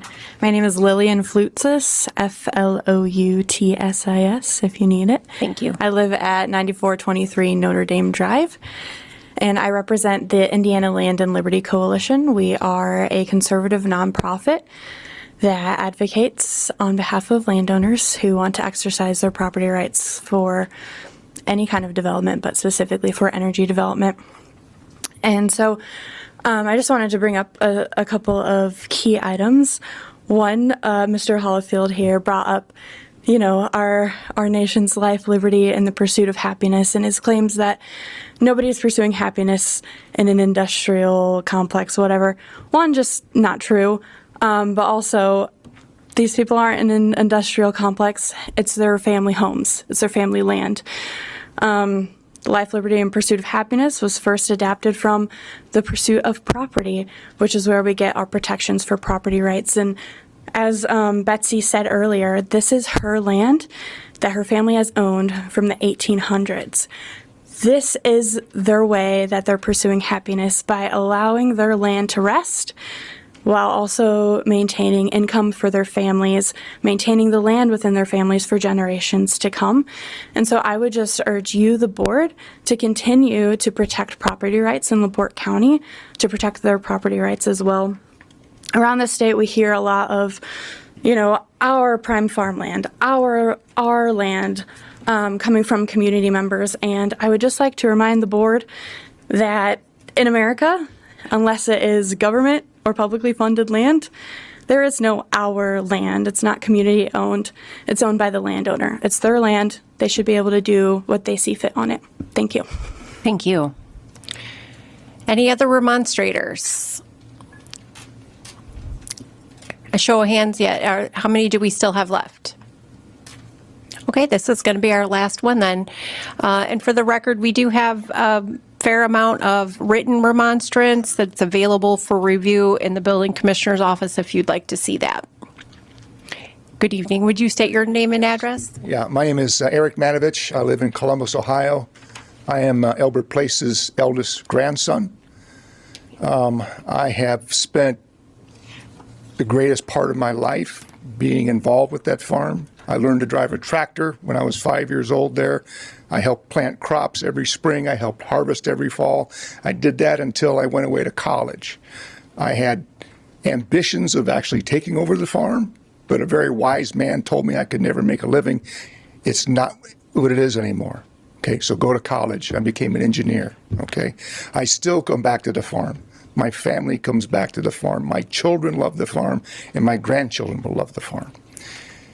Many of the objections I heard today, I had myself when we were first approached with the whole idea of solar. I just never liked the idea. And we beat Hoosier Solar up, my cousin and I, for 18 months to get easements around the family home, which is still there on the farm. And if we were interested in money, we'd tear it down because we spend more keeping up than we do making on rent. But we're keeping it because it was Albert and Catherine's place. It was our homestead. It's our history. It's our memory. It's where the family met every holiday until they passed away in 1989. Okay. So thank you for a chance to address this. Thank you for taking up the zone of appeal. And I hope you allow us to move forward with the solar project. It will keep the land in our family. It will allow me to give something to my children beyond the heritage of the land, be it a little something for college tuition for their kids or whatever it is, but that's why we want to do this project. Thank you. Thank you, Eric. Okay.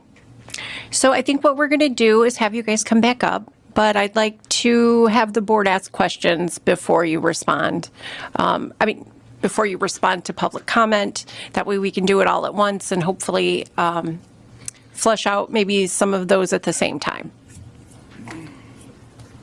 So let's start with the board. Who has questions first? And don't all hurry. I guess I'll start. How many jobs after construction? You stated the construction jobs, but how many actual full-time positions afterwards?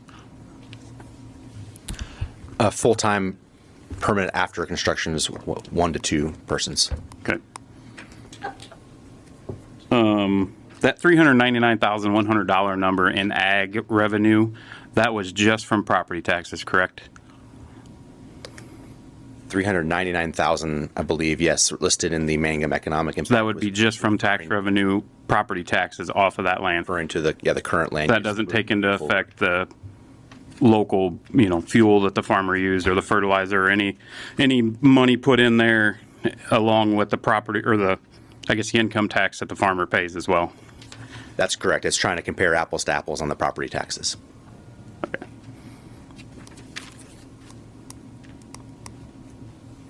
Go ahead, Jeff. You mentioned there was a fence. Is there a fence around the property? A proposed fence around the property? You mentioned trees and stuff, but I was curious about a fence. In addition to the vegetative buffer that the county requires, the United States Natural Electric Code requires a perimeter fence around an electrical facility like this. Yes, for security purposes. What's the recycle process of? I'm sure these things aren't. I think you mentioned 35 years. 35 years before it goes back to farmland. I think that's what it was said. That's correct. And then what's the life of the panels itself? What's the length of the life of the panel itself? Typical solar panel or solar module has a warranty of 25 years. The typical expected life is in the 35-year range. In terms of recycling, were you asking? Yeah. Well, what happens after? Yeah. It's 20 to 35 years. You said. So per panel. The solar typical warranty is 25 years. The typical expected lifespan is in the 35-year range. That's changed over the years. In terms of recycling, there's a lot of materials on a site like this. By volume, there's certainly a lot of steel and aluminum, which can be and would be easily recycled. Solar panels themselves, I would think it's recycling those types of things. That industry is nascent in the United States, but it does exist and it's growing as larger quantities of solar farms retire 25, 30 years from today. I would expect that industry to balloon and grow further.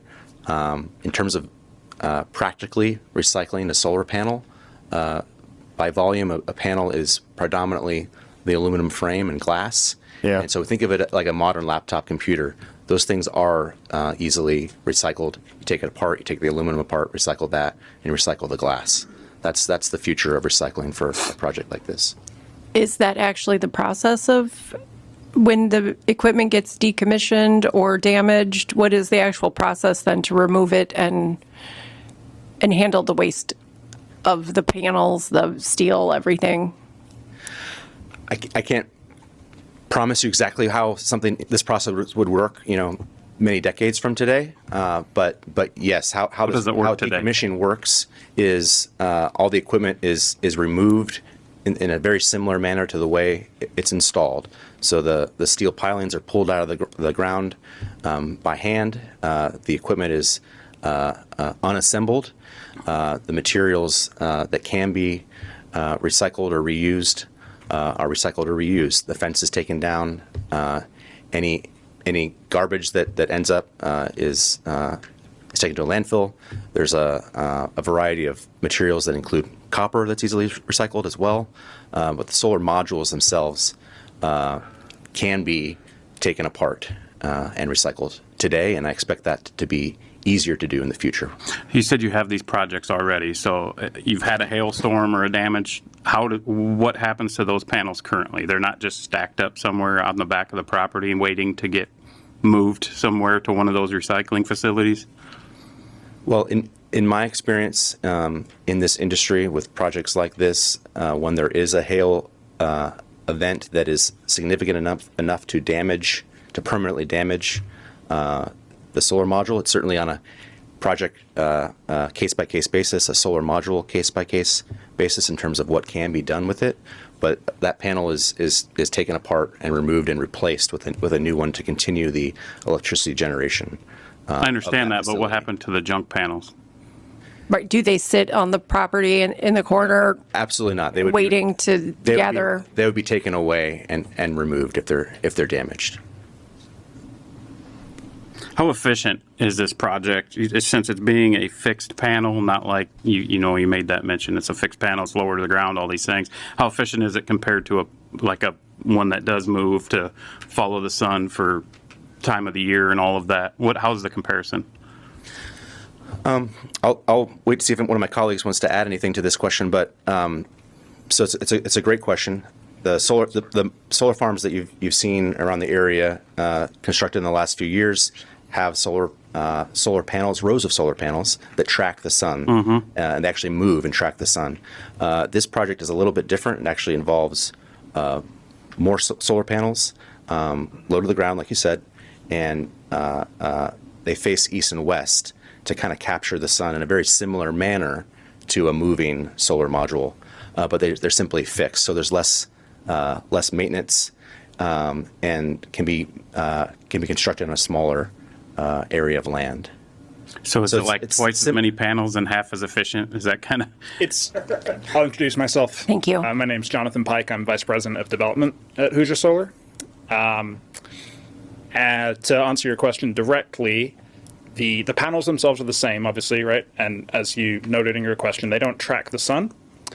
That's intentional in this case. That is to minimize exposure to wind, right? To improve the resilience of the project to wind for all the reasons that you've heard everyone in the community raise tonight. As a result, those panels produce about 10 to 20% less energy per panel than if they were to track the sun.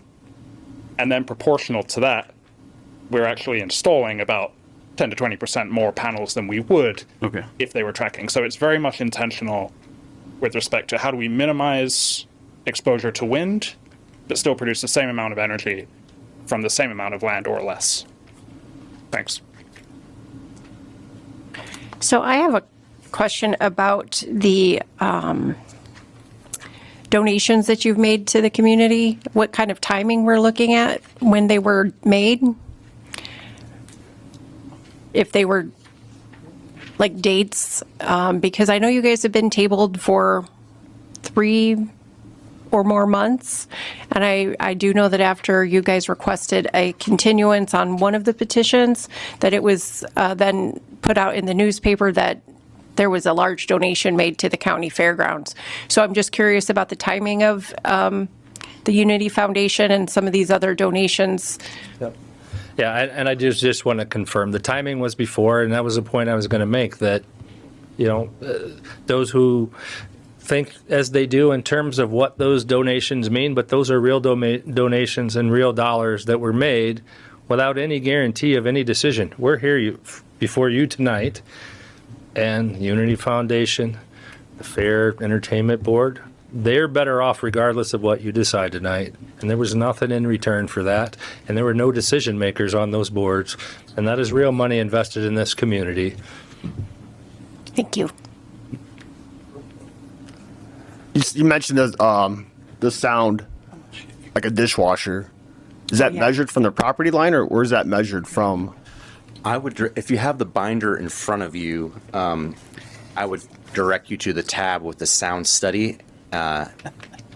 Once you're in the sound studies section, there's a green sticker in the sound study section. I was going to say, with respect, everyone in the audience doesn't have access to that. So if you could give us that information. Yes, I'll give you the best I can. I was going to direct you to a map, which is hard to describe to the And I think to room. piggyback on his question is, I'd like to know what the decibel measurement is estimated at.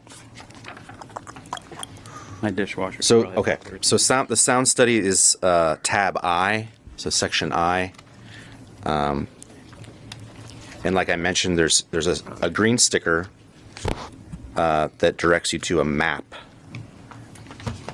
And that has the estimated decibel sound levels, and it shows a line to kind of where that sound level would be around the project. Sound study? And so, a minute. I don't see a green 40. sticker at all. Sorry, Mr. Leafevers, I'll wait till you get there. I have not seen a green sticker anywhere on mine. Okay. I got Switch it. the green sticker I have is on the next. Oh, this is the one right there. Okay. Yeah. Okay. That's the map Okay. That's the map I'm referring to. The circle is where you're measuring the noise from. And so the dots you see are the inverters, and that's the only thing that makes a sound. So you can see the several inverters spread out throughout the project, and the project is the yellow. That's the solar area.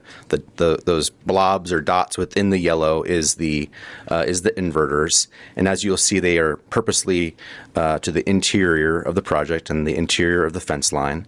And then you'll see that a pink circle and a blue circle surrounding the area. And so the blue is 40 decibels. That represents roughly that amount of sound, and then the pink is 35. And so that's the best depiction and answer to your question.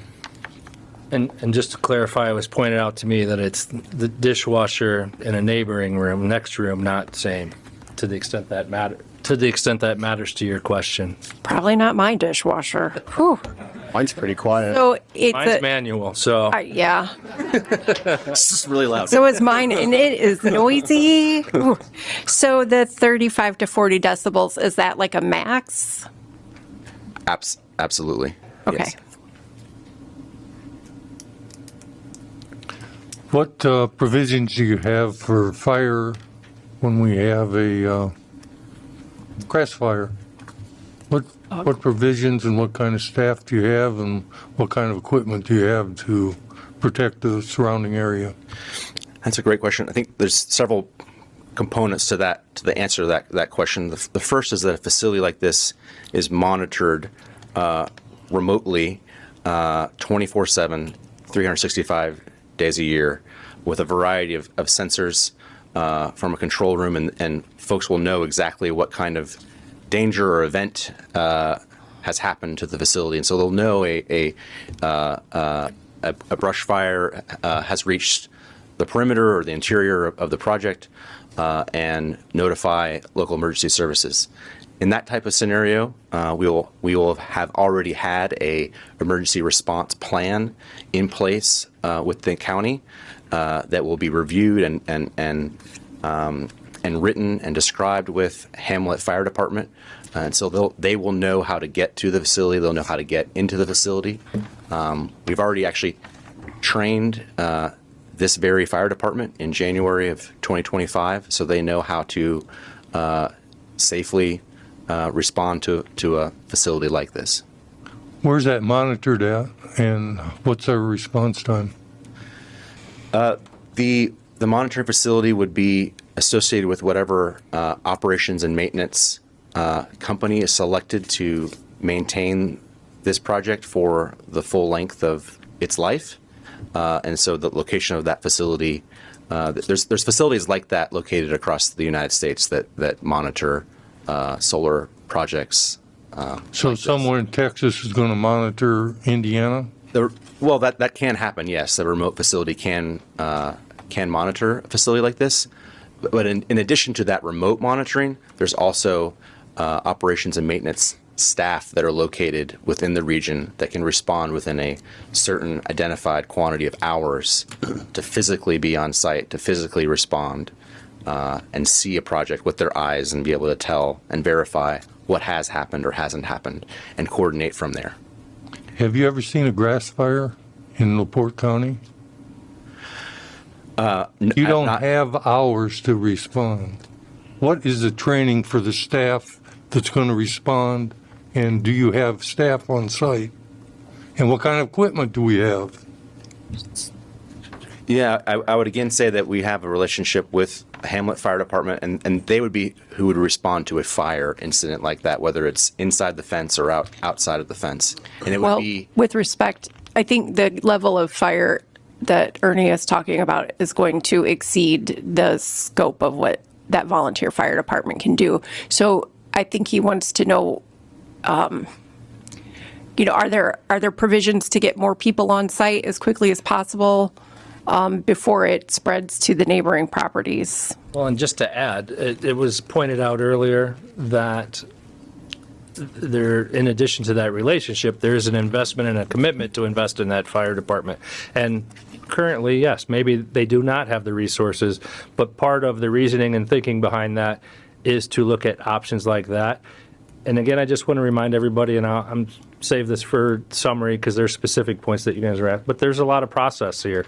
And Mr. Pullen and his office has pointed out the things that they want to exceed. And they have demonstrated so far the commitment to doing and going above and beyond. So your point isn't lost, and something that is going to have to be decided and part of this process. But there is monitoring as represented. There is investment in the fire department and staffing as needed to address those concerns. Several years ago, and it wasn't long ago, we had a similar grass fire that ignited. They can ignite from anything, lightning, anything. And it was out near the Stillwell area. It took every fire department in this county responded to that. We had to get helicopters flying water in from Porter County, Stark County, Lake County, wherever they came from, and they battled that for over a day. Then they had to go back the next day and battle it again. We've experienced that in this county, and when you tell me that's monitored in Texas or Georgia or wherever it's monitored, and I'll get somebody there in 2 hours, that's not a good answer for me. There's too many people in this community that we have to protect. What I would say is that the monitoring is in the context of your question is primarily so that all the relevant people within our company, within the future O&M operators would know what has happened. So that's the point of the monitoring and bringing that up. So I do have some experience with the 911 dispatch center, and I think the kind of monitoring is similar, not exactly, but similar to business alarms that are monitored remotely. People have them in their own homes, in fact. Simply Safe or something, one of these things. But those calls do come into the 911 center, and I think the response time is definitely going to depend on the responding agency. So the quickness of it isn't the 2 hours that it's going to take their guy to get there or not, but how quick our volunteer fire personnel can get there.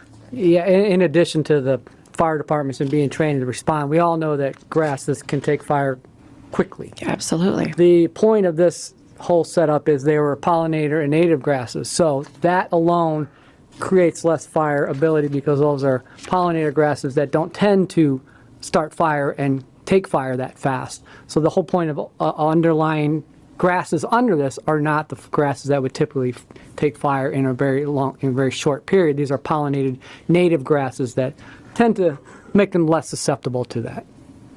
Which leads kind of to one of my questions was, what is the maintenance of the vegetation? If there's undergrowth, how does that get dealt with? You're going to have a plan for making sure we don't have a lot of dead growth underneath, that sort of thing? In addition to the county ordinance requirements for an emergency response plan, the county ordinance also requires an operations and maintenance plan, and that would include a vegetation component for things like weed control, mowing, maintaining the landscape buffer, that sort of thing. What else you got, Ernie? I got one. I mean, this is going to be pretty good size. I'm guessing there's going to be some high tension lines, some new ones coming in, or no? There's NIPSCO's already on that one map that you had. That's right. So that map that I guess you guys can't see, but the audience can see, the pink line running diagonally, that's an existing transmission line. And so this project is proposed to interconnect to that existing transmission. There's no new towers coming in or nothing like that. We will need to design and install a connection point that might be overhead, it might be bored underground to get to that line. But it's, as you can see, it's very close on Kankakee Road right there. Okay. I have a few, if I could. You mentioned the term of the commitment on the lease is 35 years. What happens after that? What is your expectation of any sort of special exception approval as it pertains to the end of that term? When I stand in rooms like this, at podiums like this, I try not to know exactly or promise exactly what happens multiple decades from this moment. But at that moment with the landowners, we would have to understand the conditions on the land. What do the landowners want to do at that moment? Do they want to enter into something new? Is there a need for power here? Is there a new possible contract, or does it get decommissioned and removed? That's kind of the menu of options for that moment in the future. One of the requirements of the solar ordinance is for you to provide certificate of insurance and insurance limits. Yes. Aren't really specified within the ordinance. One of the things I noticed on the proof of insurance you provided, I don't see any indication of any pollution liability insurance. Do you plan on obtaining that and providing pollution liability insurance of some sort? I don't know that I know the answer to that question.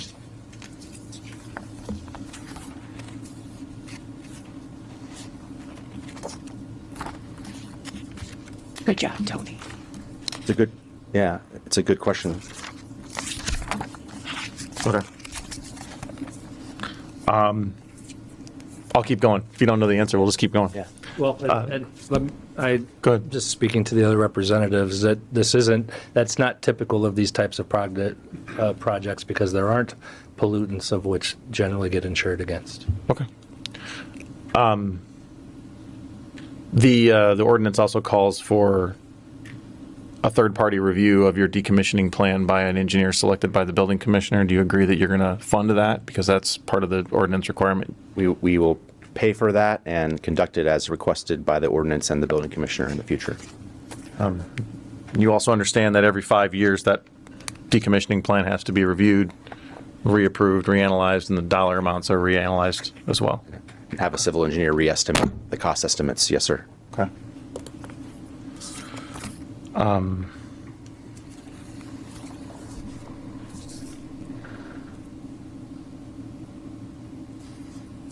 There's pretty strict restrictions in the ordinance about the use of insecticides, pesticides, things like that on the land.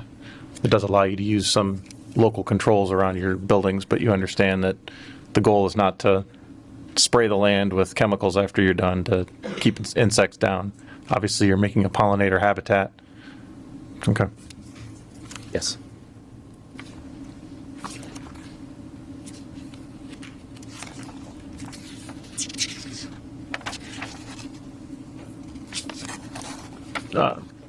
The SWIP isn't, you're going to need a SWIP, right, Tony?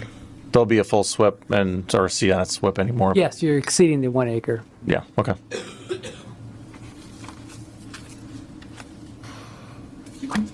I'm done So I have a question for Rich. for now. He went to sleep back there. So I know that you talked about the cost analysis for assessed value, but in Indiana we use fair market value, and I'm curious how that applies to the surrounding area. If you have any information on the correlation between sales price for fair market value, since you might be paying an elevated price for this land in your lease. I'm sorry, I'm not sure I fully understand the question. So if this land were being sold, it would have an assessed value and a sales price, right?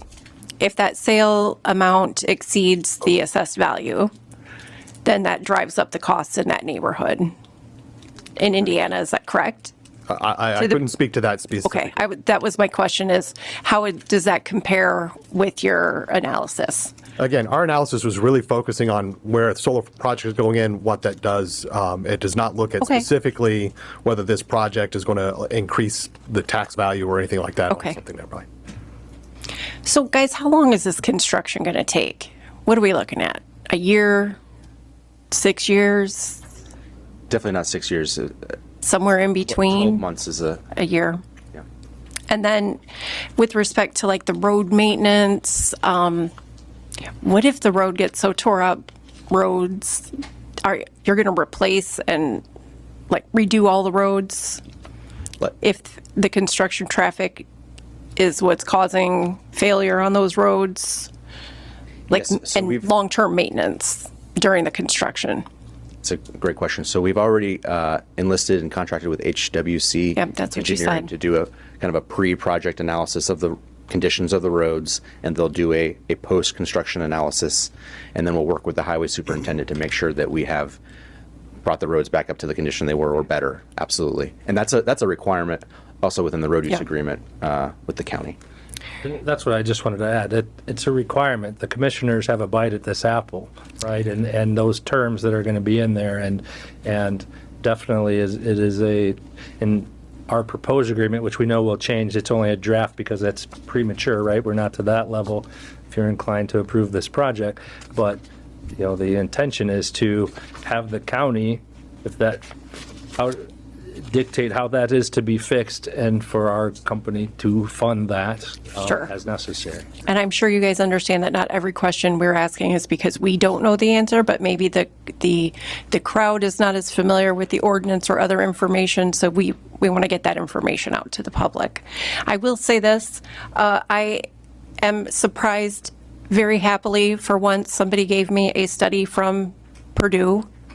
Like, right? I mean, I've been doing this a long time, and people will come to me with, this happened in Arizona, and this happened in Texas, and I think we even had a reference to hail in Texas. But this is the first time I've ever had somebody bring me a study that was produced by an Indiana university that understands Indiana, and Purdue is definitely a leader in agriculture. So I want to commend you for that, and that I really like your, regardless of how this vote goes, I really like that intentional landscaping plan. I think bringing back native plants and pollinators is so important to our farming community, and I really like to see more of that. So thank you.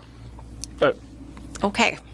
Can I add one thing? Yep. So to that end, and to I guess, build off of what Melissa was saying, there are certain things you've committed to this evening that are in excess of the ordinance. And you are understanding that the board may, and maybe we can, because I'm asking legal counsel as well, require those as stipulations to any approval, should that approval be made. We have not shied away. We've discussed that those can be conditions, and everybody's aware that you can impose conditions. Ready to address their rebut. We just have a couple. Oh, I was like, do you guys want to make a vote? But okay. Want to address the residential. There was some discussion and some remonstrance about this area possibly being residential, and that's not possible. Well, it is possible. I checked the soils while I was there. I checked this online, and thank you. I know people know that Melissa was one of their GIS director, and put the soils on our Beacon website. So this is Tracy soils and Gifford soils. The flood zone is really compacted around the Kankakee. I do this every day. People ask me to build residential homes. Yes, in agriculture. And yes, LaPorte County allows that. So this could be residential. This could be some nice residential tracts, but once it's residential, it's never going back to agricultural. So just wanted to put that in for the record that you could have some septics out here and it would work. I guess I do have one last question, and it's Tony's fault. On my notes here, I really did make a note about it. But so the homes that are there are a couple homes inside this area, correct? At least one? Is anyone going to continue to live in these homes? I think it's important for everyone else for safety and their concerns, that they know if someone is going to live there or not. And Yeah, there's really just one within the boundaries here, and that's. I saw Eric, he raised his hand. Family home there. I'm going to need you to come on up and. There were 3 on the property. I'm going to need you to get on the record with that. So, yeah, thank you. See, there were 3 homes on the property at one time. The Home Place Farm, there was a small home down by the railroad tracks and the river. That house is gone. The only one left is the one that my grandparents have. We do have tenants in there, and they're aware of what's coming. They intend to stay. Okay. And we worked with Hoosier Shoulder to set a large setback around the house. We're leaving a woods, we're leaving a field, we're leaving like 100 yards all the way around with all the landscaping and things that we can do to make it continue to feel like a house in the country. Okay, thank you. All right. And I would just add that we have several hundred feet setback around that. Right. That structure. All right, Mr. Willoughby, let's. He has one other point, then I'm ready to summarize. Yeah, There's do just your. one item in rebuttal, I guess we're calling this. There was a question that came up in regards to our agreements and contracts and what happens if this company goes away in the future. And so what I would say is that every agreement, contract we have with the landowners, the decommissioning bond, the road use agreement, any contract or agreement we have with the county, all of those things run with the Yellowstone Solar Project specifically. So if 15 years from now or 25 years from now, this company doesn't exist anymore, all of those agreements and contracts hold true and they remain with the Yellowstone Solar Project. And then I just want to revisit your question about assessed value. It was pointed out to me that the assessed value for this land and this type of project is set by the state, and it's set at $13,000 an acre, which is paid by the developer and then decreases at the end of the life of this project. Okay, thank you. With that, at first, I just wanted to say on behalf of Yellowstone, Hoosier Solar, thank you. Thank you for paying attention. Thank you for the questions. That's long, laborious, a lot of materials. And I don't have much to say in summary. It's to us, as we analyze the ordinance, we've met and exceeded many of the requirements, exceeded them as pointed out by Mr. Oss, and we're open to you we expect you to hold us to it. Recently had an opportunity to listen to Commissioner Haney and discussing solar and data, and there was some extended discussion about the solar ordinance and discussion about banning them and prohibiting them and how that really just isn't realistic or possible from a legal standpoint, but something I agree with and I appreciate it. He isn't necessarily in favor of them, but we have to embrace and try to protect this community while also recognizing, we might have to live parallel with these types of projects. And hence the original solar ordinance, and then as amended, and as Commissioner Haney, and hopefully I'm not butchering by my paraphrasing and trying to hurry up for everybody's attention, is that proud of it. LaPorte County is a leader in this state with regard to the restrictions, the requirements, and you've heard, we've met and exceeded most of those. So your job is to decide, and under the decision criteria that your attorney, we've pointed out, and he's going to remind you of when you're ready to make a decision, is have we checked the boxes? And we have. Again, a special exception is a permitted use. The land ordinance, right? Our comprehensive plan, land development ordinance was passed. Our plan was passed, and then subsequently the solar ordinance came along. The legislators could have prohibited this. They could have restricted it more. Again, I can't emphasize enough. We're not only meeting, we're exceeding it. We've checked the boxes, and with that, we believe that you are required, right? We're entitled to have our special exception and have the opportunity to move forward. But I also want to remind you, there's a lot of process left, right? It's not all on your shoulders. Your shoulders is to analyze the first step. Have we complied? Have we checked with the boxes? Our position is that we have. Of course, I'm biased here, right? So you're going to have to rely on your attorney and your own thoughts on that. But there's a lot of process left. We have Mr. Poland, other departments who are appointed by the decision makers of this county. We have contracts that have to get approved and be negotiated with the commissioners, decommissioning agreements, road use agreements, proof that we're going to put our money where our mouth is and do what we say we're going to do. And with that, I can't thank you enough. I appreciate the opportunity to represent my client before you, as well as the attention you've paid to this matter, and respectfully request that you grant the requested special exception as presented. Thank you. Okay, so now it's down to the board making a decision. I respect that we've gotten a lot of information with regard to the paperwork that was given to us. But I think we've been given a lot of information. So if there is a motion, I will entertain a motion. I'll make a motion to table it with what she just stated. We just received this giant binder. There's a lot of notes that I made. I know there's a lot of notes everyone made. I think we need to make a motion to table this till July meeting and do our research in the meantime. I second it. I have a motion and a second to table. All those in favor say aye. Aye. Aye. Aye. All those against, same side. Aye. So the motion carries. We're going to table it until that July meeting. Okay.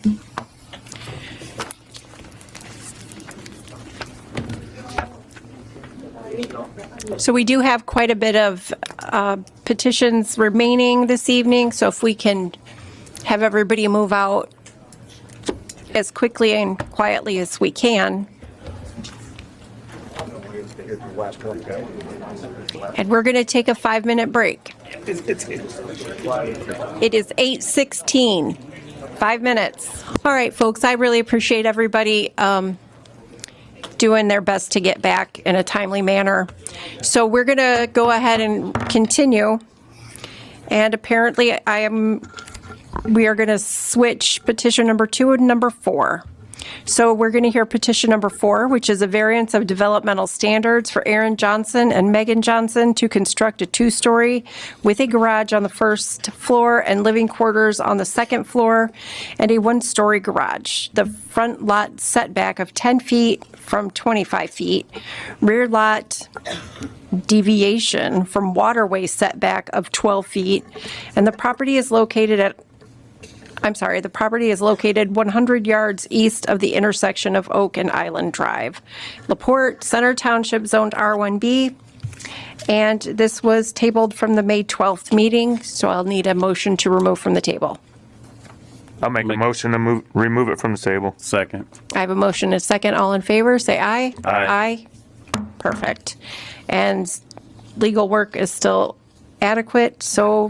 Madam President, at the previous meeting, we had an issue with regards to publication being incorrect, let's call it that, in that the description was inappropriate or not inadequate in compliance with what the petition was. That has been corrected. Notice is adequate. Great. Thank you. Mr. Johnson, if you'd like to come forward and again state your name and address for the record, and then we'll go from there. Thank you. My name is Aaron Johnson. I live at 339 Oak Drive here in LaPorte. I'm here to request a variance to build a new home at 313 Oak Drive, just 5 lots down from where my current home is. I'm asking for a 12-foot setback variance from the pond that's in the rear. I'm not on Pine Lake. I'm across the street from the lake, and there's a pond on the rear of the property. So I'm here to ask for a 12-foot setback variance from the pond in the rear and a 10-foot setback from the front. There's also a 10-foot road easement from the edge of the street. So combined, the 10-foot easement plus my setback would make our structure 20 feet from the road. we're not on the lake, we're across the street. There are 7 other homes on this pond. All the structures are less than the 50-foot setback requirement. And second, there are 108 homes on the island, 32 of which are less than 15 feet from the edge of the road, where we'll be 20 feet from the edge of the road. There are homes as close as 4 feet from the edge of the road on the island. So my proposed structure is consistent with the neighborhood. I've been here 4 times regarding this project. The silver lining is that I've had the chance to hear the one remonstrator, and it's allowed me to alter some plans to the best of my ability and try to accommodate the opposition. The structure is, initially, the structure was said to be too close to the property line. I had an original plan. I came before you, and you granted a variance that would have allowed a side variance of 7-foot setbacks. I've now moved the structure away from the property line. We will be 20 feet away, so I no longer need side setbacks. We will abide by the code there. The second was potential noise. I've rotated the structure 180 degrees to move the residents away from the property line, so the garage is near my one neighbor, Denny Follis, and so that would take any potential noise away. Third, there was a fear of potential Airbnb. I have zero intentions on any Airbnb. My wife would never allow that.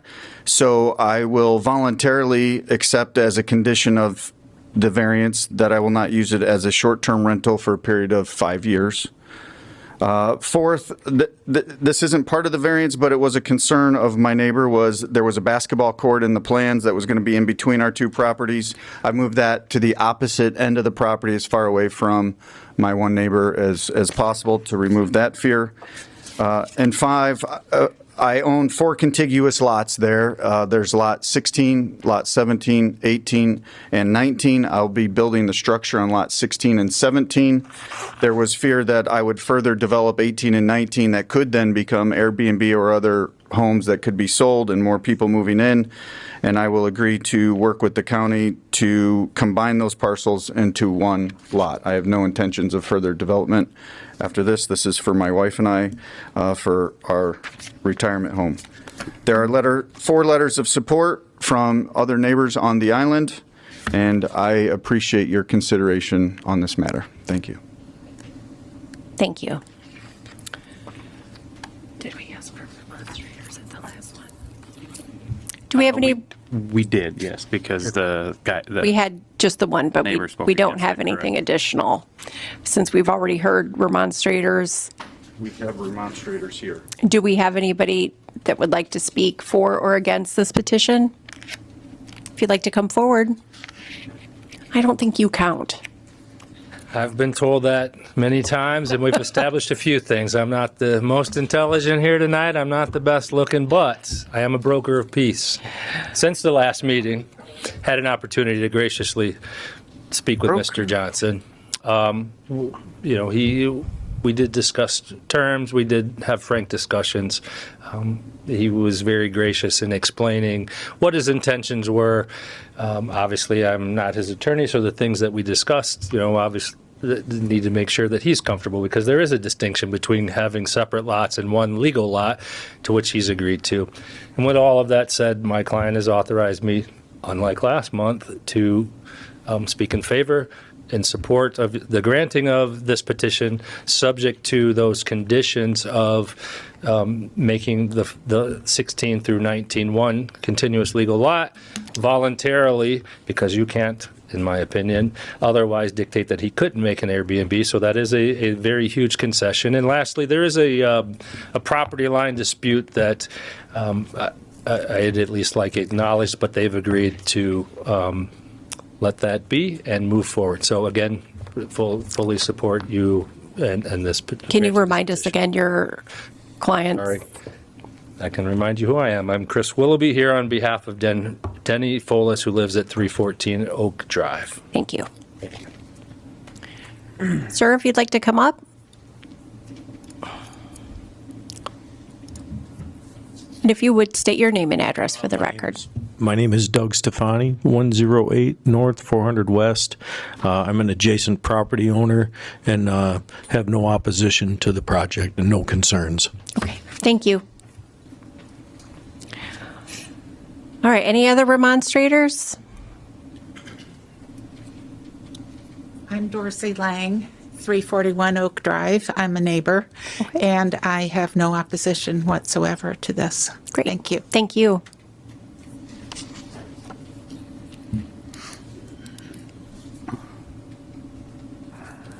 I'm Jeanette Lansky, 337 Oak Drive, next door neighbor to Aaron and Megan, and I'm all for the project. Thank you. Thank you. Anybody else? For or against? Okay. Hearing and seeing none. If there are no questions from the board, then I'll entertain a motion.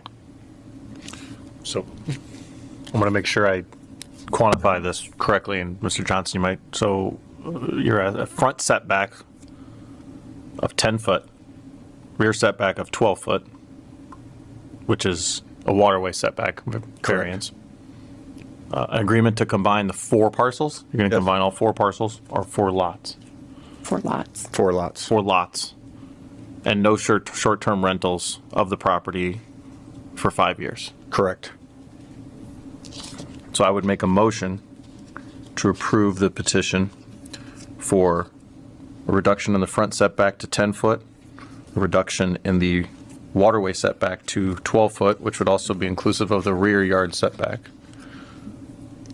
A condition that the 4 lots must be combined, and no short-term rentals on the property for 5 years. Second. Okay, I have a motion and a second. All those in favor, say aye. Aye. All those opposed, same sign. Aye. Good luck. Thank you. Okay. So petition for special exception for Stephen Valek to keep 2 horses on less than 3 acres for the property located at 4952 South Range Road, LaPorte, zoned R1B on 2.319 acres. I apologize again because I feel like I mispronounced your name last time and this time, so. Thanks so much. Stephen Velich, 4952. If you hang on just a second, I got a little housekeeping. So this petition was tabled from the March meeting. I'll need a motion to remove from the table. Make a motion to remove it from the table. Second. Okay, motion and a second. All those in favor? Aye. Okay. Madam President, after review of the historical record of this board as related to this type of specific special exception regarding keeping 2 horses on less than 3 acres, it has been the historical precedent of this board to grant such a variance as specifically worded by the petitioner. So, Mr. Valich, I do apologize that it has taken this long, but it took a little bit of research to determine how the code is worded specifically as related to this special exception. And even though it shows as not permitted, what not permitted indicates is that a special exception is required. So for those purposes, the petition is valid from a legal perspective. Okay. So if you would state your name and address for the record. Stephen Velich, 4952 South Range Road, LaPorte, Indiana. And you've had these horses how long? Yeah, my girlfriend has them. She's had them, the one 3 years, the other one I think she's had almost 15. Okay. So this is her fault. Correct. And she's not here, so we can blame her. Okay. She can watch this on replay. Are there any remonstrators tonight for this petition? Anybody for or against it? I'm sorry, I needed that. Anybody for or against it? You're welcome. Yeah. Okay. There are no remonstrators. Are there questions from the board? And if there's none, I will entertain a motion. Make a motion, we pass this request. Second. So there is a motion to grant the petition for 2 horses on less than 3 acres. I have a motion and a second. All those in favor, say aye. Aye. Aye. Those opposed, same sign. Good luck. Thank you.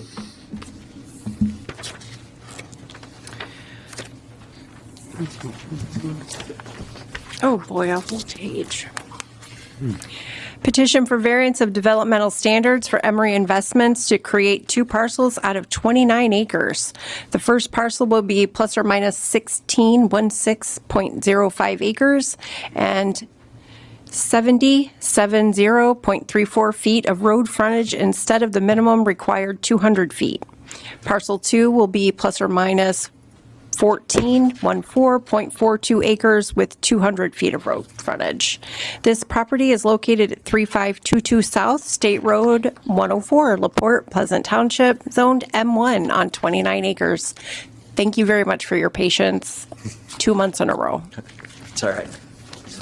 So this also was tabled from from May. So I'll need a motion to remove from the table. Make a motion to remove it from the table. Second. All those in favor? Aye. Okay. All right. Let's hear your plan again. Nathan Flickner, 1402 East Mishawaka Avenue, South Bend. Last meeting here, last month, there were some questions that got brought up about the EPA, and I could not answer any of them. I sent some information to the building department, and then I've also brought the property owner and his attorney to answer any questions about that to see how that might affect your decision. Okay. And I'll let them introduce themselves. Okay, thank you. So we did get a report emailed to us that was the EPA report. I can't say that I felt like it was very detailed. Federal government.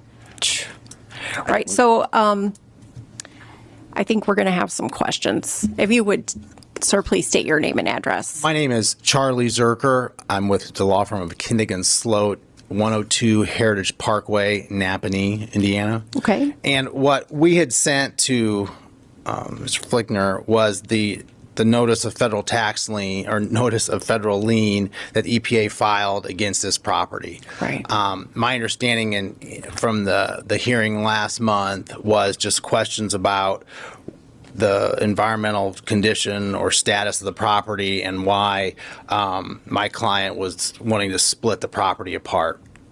And the reason he wants to split the property apart is because his operations and the operations of the other member of this LLC are separate operations, and the other member of the LLC is having some issues, the cause of the EPA issues, and the parties are agreeable to splitting this property in this manner where they would just go their separate ways. In connection with the EPA issues, my clients, he's been out there and talked to the folks that have come to investigate some of the contamination issues or alleged contamination issues. We don't have any reports or any information with respect to what those results are. We just want to be able to split the property in two, but without any motivation or intent to evade anything that's already happened there.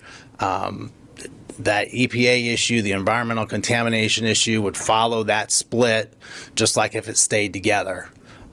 Because it occurred prior to the split, any subsequent owner is going to have that property subject to whatever issues may be determined by EPA. Plus, EPA's filed this lien against the whole property. So if it gets split, it's just like a mortgage. It just stays on, and my client will have to deal with it just like he would have to deal with it if the property was together. All that will follow both parcels. Both parcels. The EPA side and the lien. Right. Well, the lien is from EPA. It's just a notice. It's notice of a lien for potential cleanup or liability under the environmental statutes. Right, because what I read in that report is not specific to one parcel or the other. Contamination could be occurring across both of them. Yeah, and even if it was only for one of the two split parcels, the other parcel is going to be on the hook for it too because it was all together in the very beginning. So what kind of business are we going to operate on this second parcel that we're intending to split? Okay, so this is my client, Frank Martin. I will give you a brief summary and then he can answer any questions. So he operates a feed mill in Wakarusa, Indiana, which is Yep. 10 minutes from Napanee, southern Elkhart County, an hour away from here. And what he utilizes is the railroad on the south side of this property. He's built a building there after they acquired the property, which he empties the rail cars, has his guys there, and transports the ingredients for his feed back to Wakarusa. And it's cheaper for him to be able to load or unload from the railroad, haul it back himself to Wakarusa, and for the components of his feed. Okay. Is that accurate? Yeah. If you would state your name and address for I'm the Frank record. Martin from 26220 County Road 46, Napanee, Indiana. So Go ahead.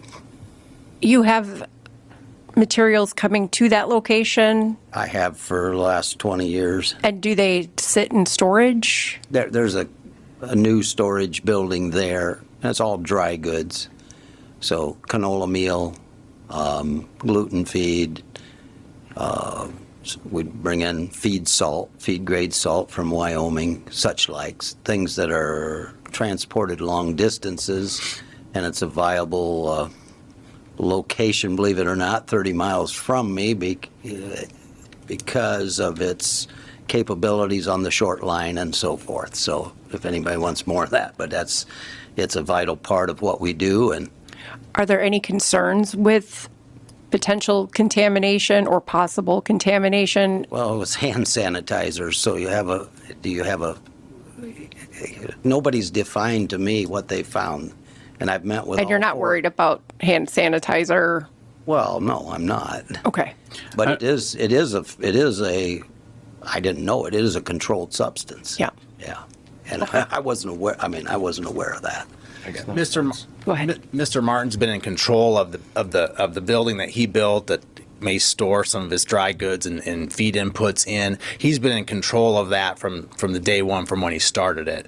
And it's not his business that's the one that's had I understand that. Yeah. potential issues. So it's segregated from those issues. We understand the need for the split now, why you want to distance yourself, but why did you wait until after? Like, did you try to do this before you built the building and put all this investment out there? I'm going to I need you to talk into that microphone, please. We tried for a couple of years, and quite frankly, it took a long, long time.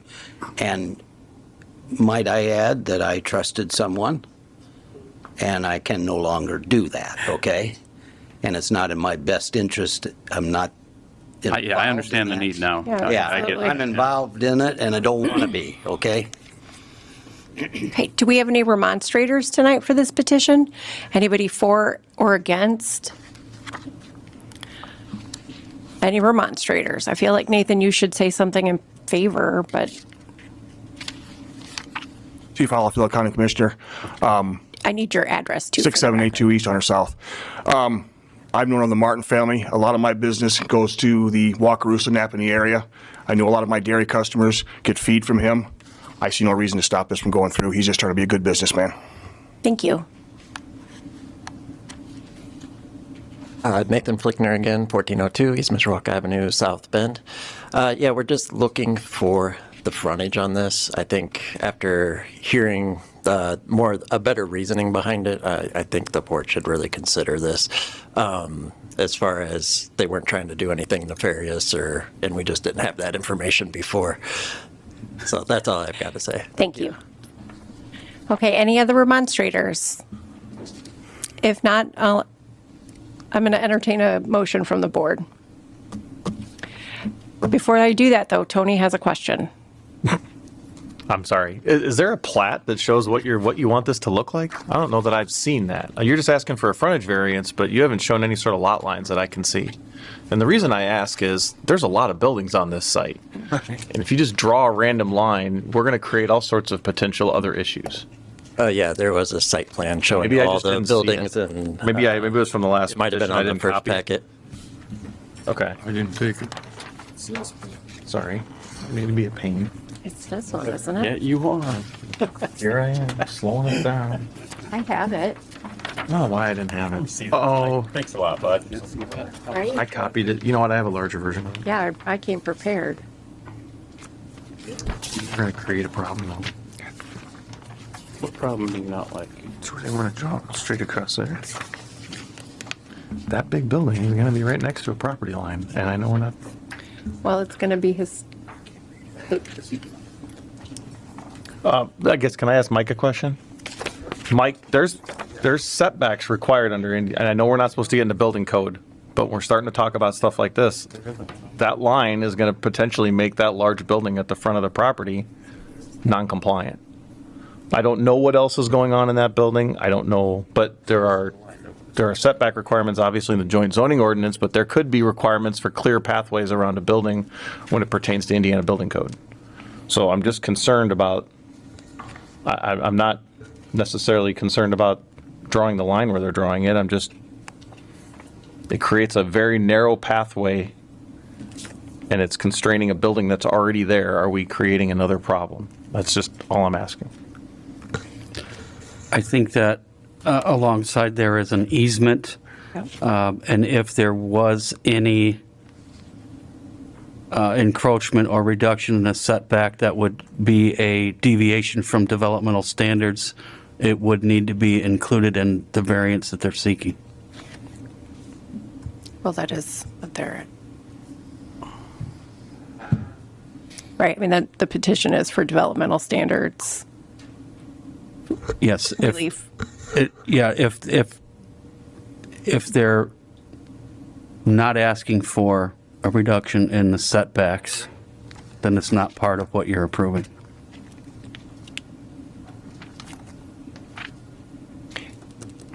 So now I'm going to have to ask Attorney Volz to weigh in on this.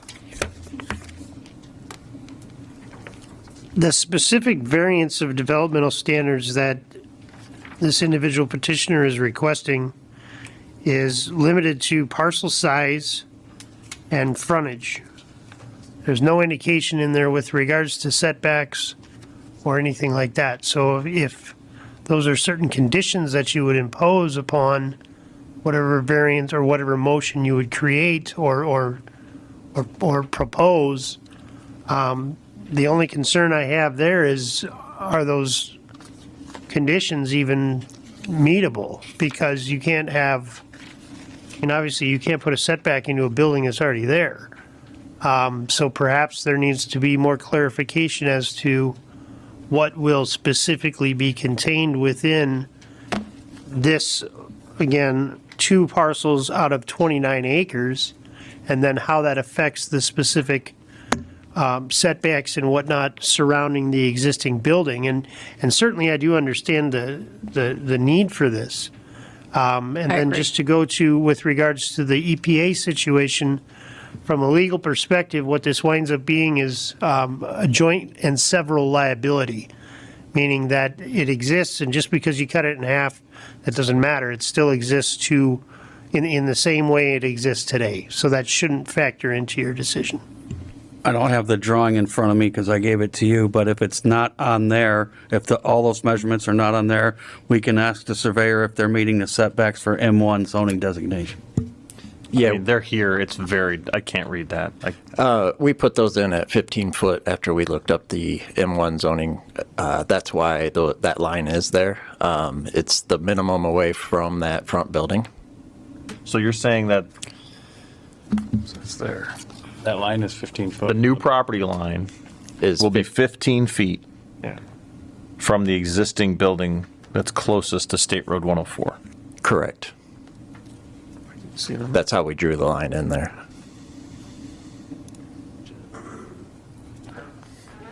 I don't see anything less than that from what I can read. No.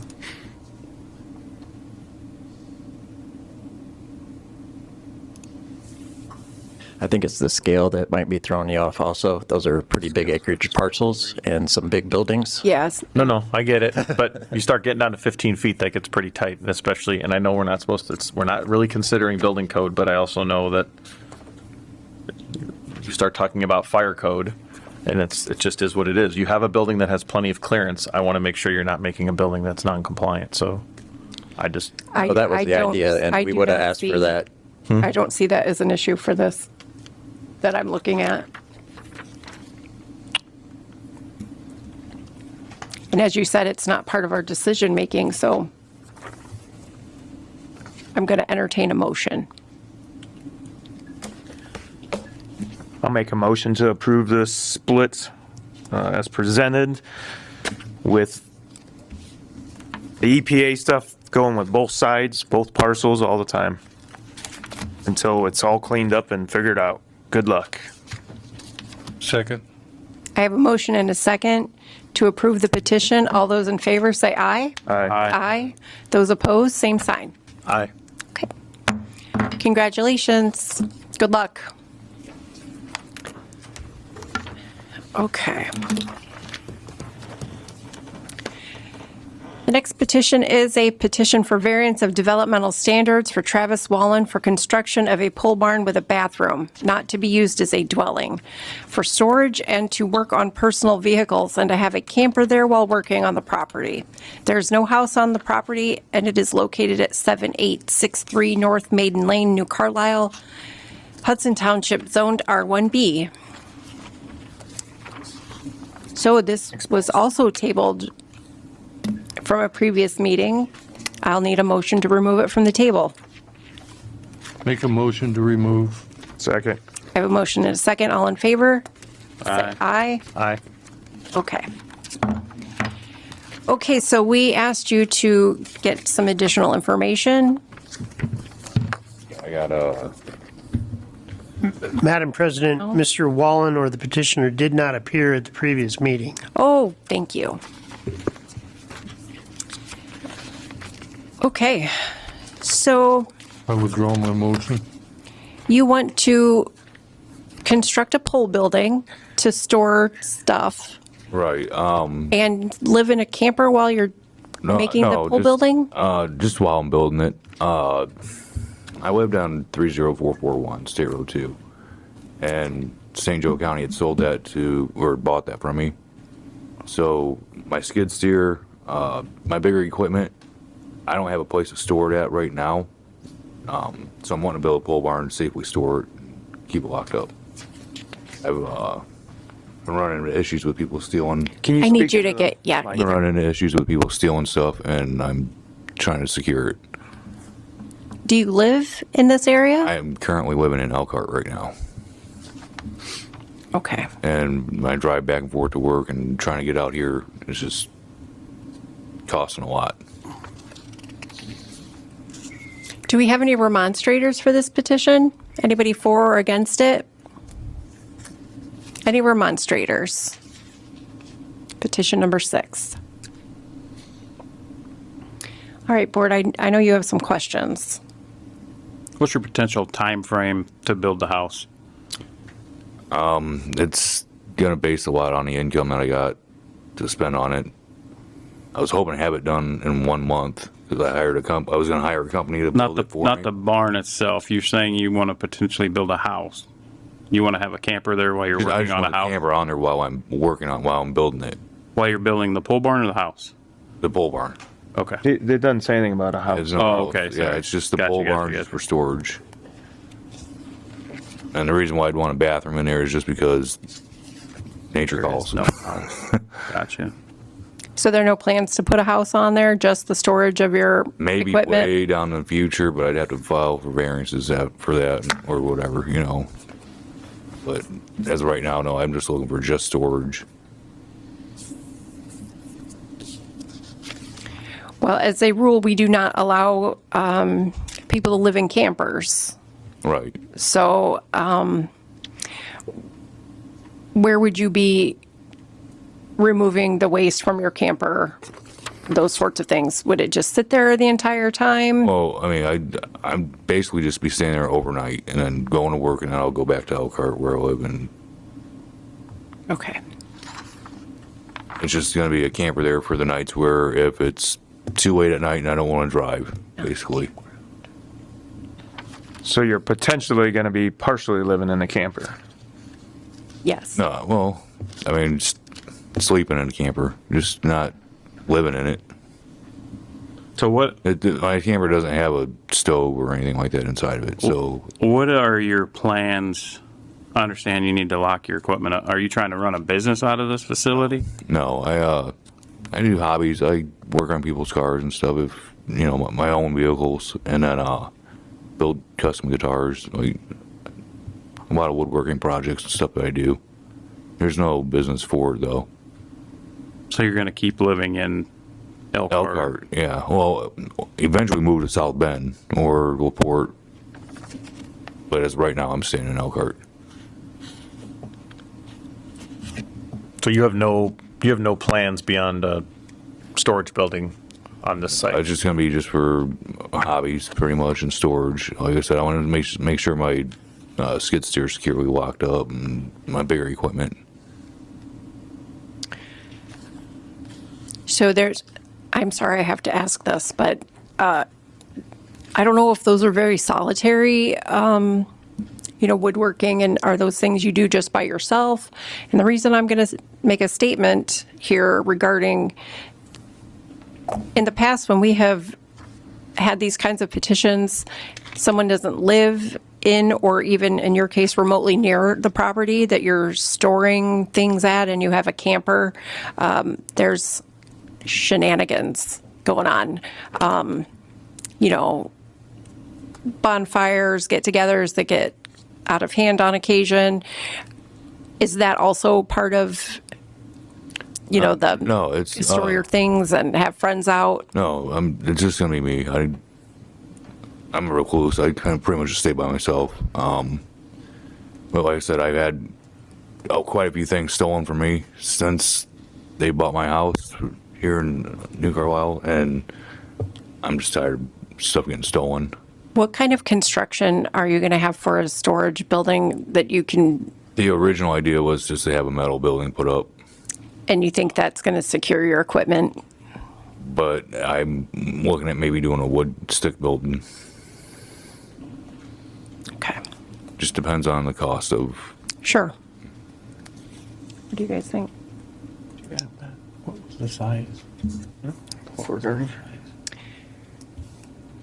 He said, I don't think he's ever seen. If you guys have any questions. I don't have that he ever Do seen. you have an idea of size? I don't have it here. Yeah, it was originally going to be a 30 by 40. I might have to downsize that, like I said, depending on cost. So, but the original plan was to go 30 by 40, and then put a privacy fence that's connected to the barn. And so, should we approve this, that you still have to work with the health department to get a septic permit? Right, and I already did the soil test. Okay. Okay.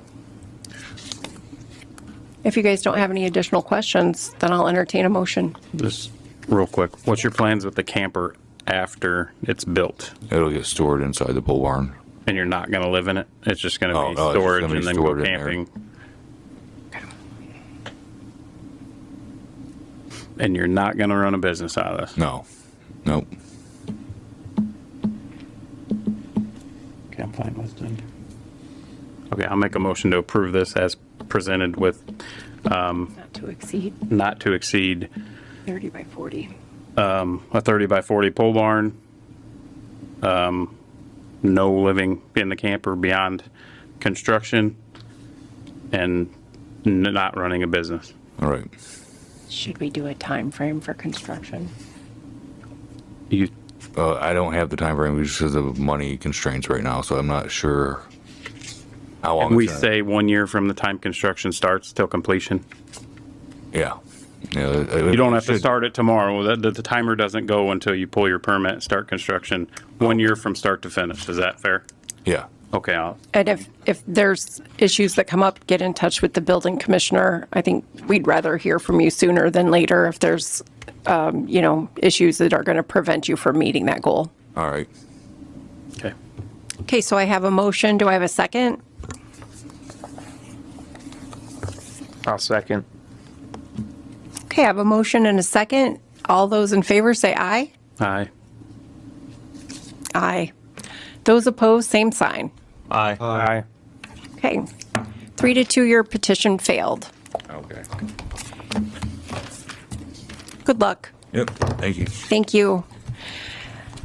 Petition for variance of developmental standards for Mary and Dickie Shepherd for placement of a 14-foot by 16-foot pre-built shed in the front of the house instead of the rear property. Property is located at 139 Grand Avenue, Scipio Township, zoned R1B.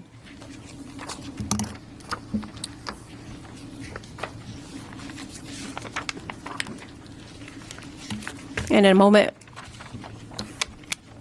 Notice is adequate. Thank you. If you would state your name and address for the record. Dick Shepherd, 139 Grand Avenue, LaPorte, Indiana. Mary Shepherd, 139 Grand Avenue, LaPorte. I want to know who has all the stuff that you need a shed.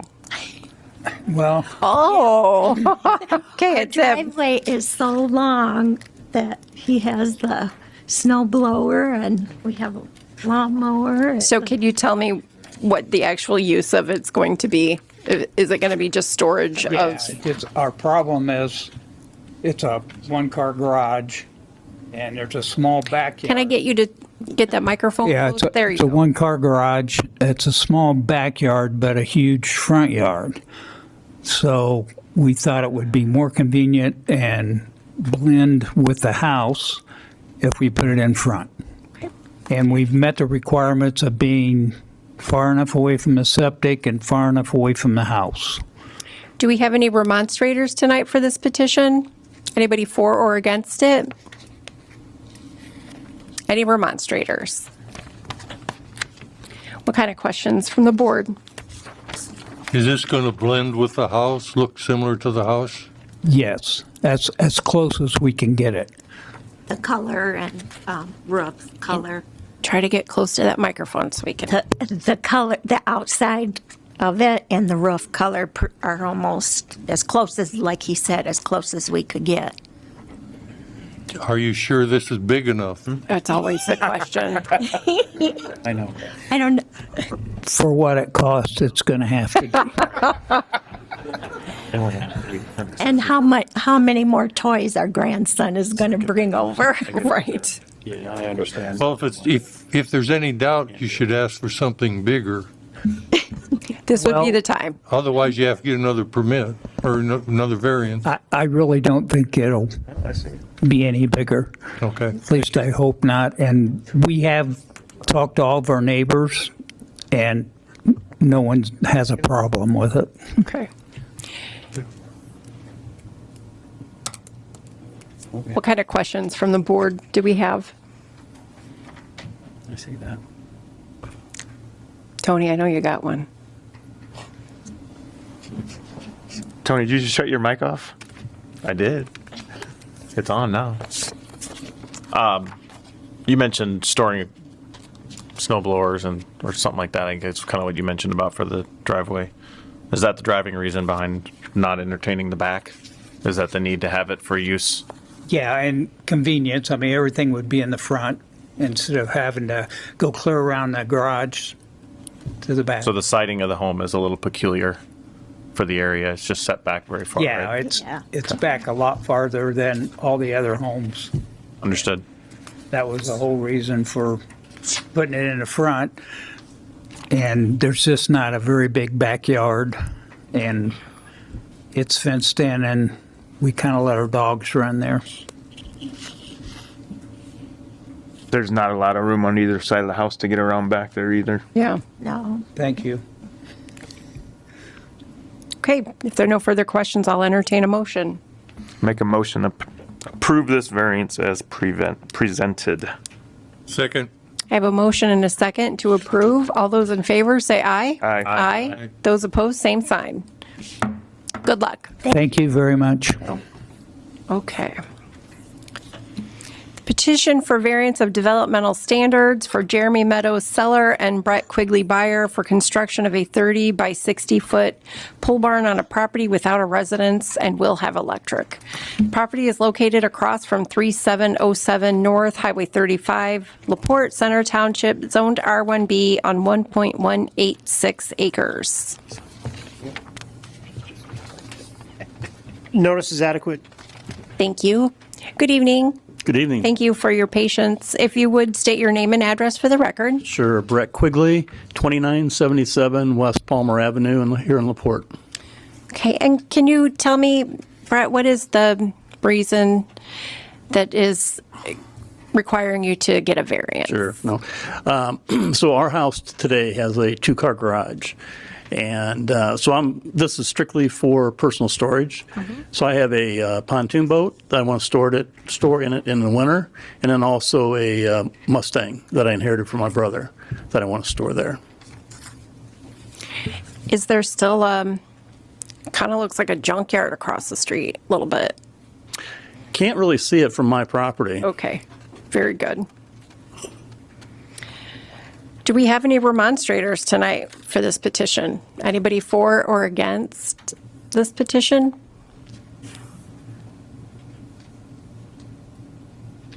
Okay, hearing and seeing no remonstrators, what are the questions we have from the board? So you're only going to use this as storage? You're never going to build a home on the property? No, the property is not conducive to building a home besides, so no. Especially not at my age. You said it's not conducive to building a home. What makes it not conducive to building a home? So conducive to a home and a pole barn. It's only 1.1 I have to agree with that. acre.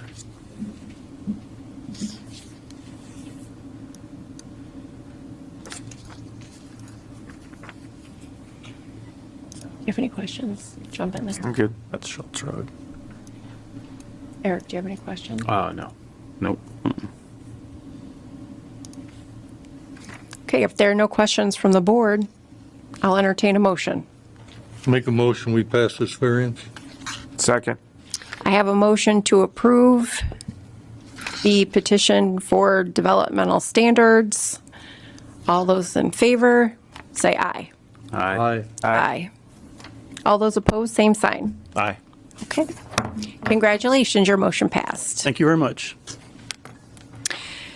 The petition for variance of developmental standards for Eric Dorr for keeping a camper to reside in until the new home is complete. Your property is located at 3758 North, 400 West, LaPorte Center Township, zoned R1B on 38, that's 38.01 acres. Madam President, notice is adequate, but I do need to advise the board that for many, many years, I represented the previous property owner at this address, just as a matter of disclosure. Thank you. If you would state your name and address for the record. My name is Eric Dory. My address is 5588 West, 300 North. I own the infamous property at 3758. Infamous? I am self-building a barn dominium. It's currently about 50% finished right now. We are currently selling our house and would like to move into our 45-foot gooseneck trailer full-time. Less than 1 year while we finish our build, the trailer would be hooked up to our permanent power meter, our permanent 1,000-gallon propane tank, and our septic that has passed inspection already. We have done everything the right way currently with LaPorte County, sometimes to tremendous financial burden. We also own almost 40 acres. The trailer is under roof, under a pole barn, in the middle of a wooded property, and none of our neighbors can see our house. Thank you for hearing my petition. Well, thank you for that backhanded compliment. I didn't mean it as On backhanded. all the hoops you have to jump through. So the construction's only going to take a year? Currently, yes, we have about a year left. Yep. Okay. You're going to leave the camper in the barn?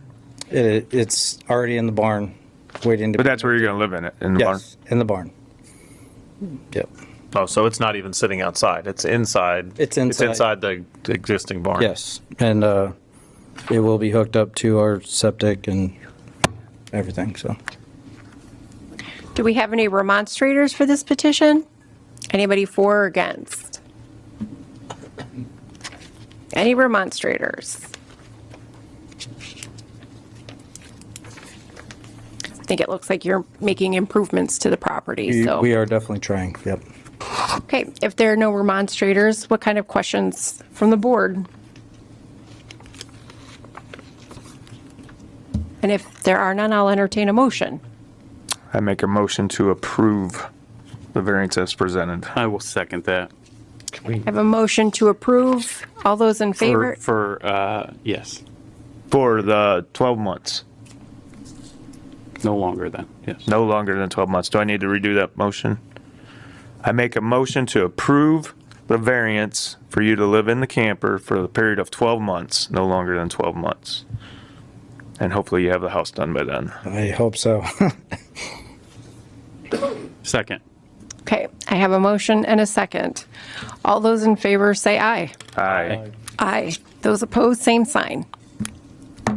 Okay, good luck. Thank you. All right, and by the way, make sure if it is going to take longer than the 12 months, get in touch with the building commissioner.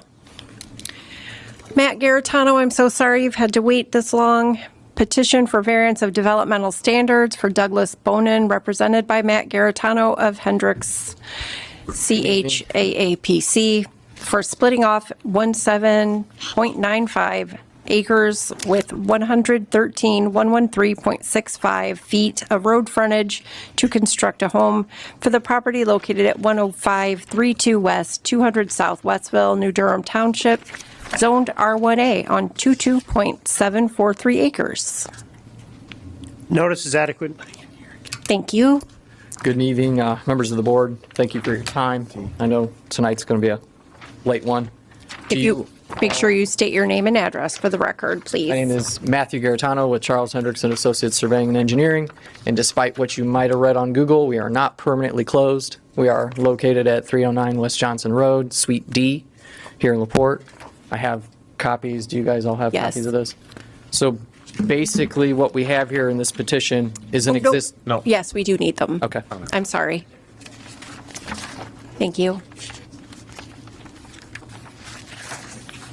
Basically, what we have in this situation here is involves two parcels. I'm going to call them parcel 10 and parcel 19, just to shorten the parcel ID number.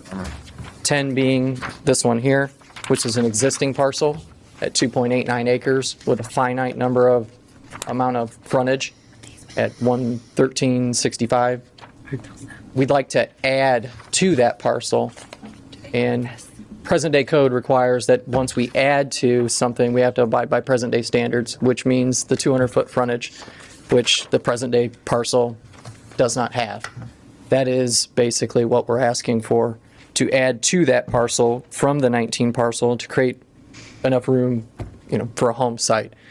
Obviously, we can't make any more frontage on that. Right. We have to use what's there. That's basically the gist of it.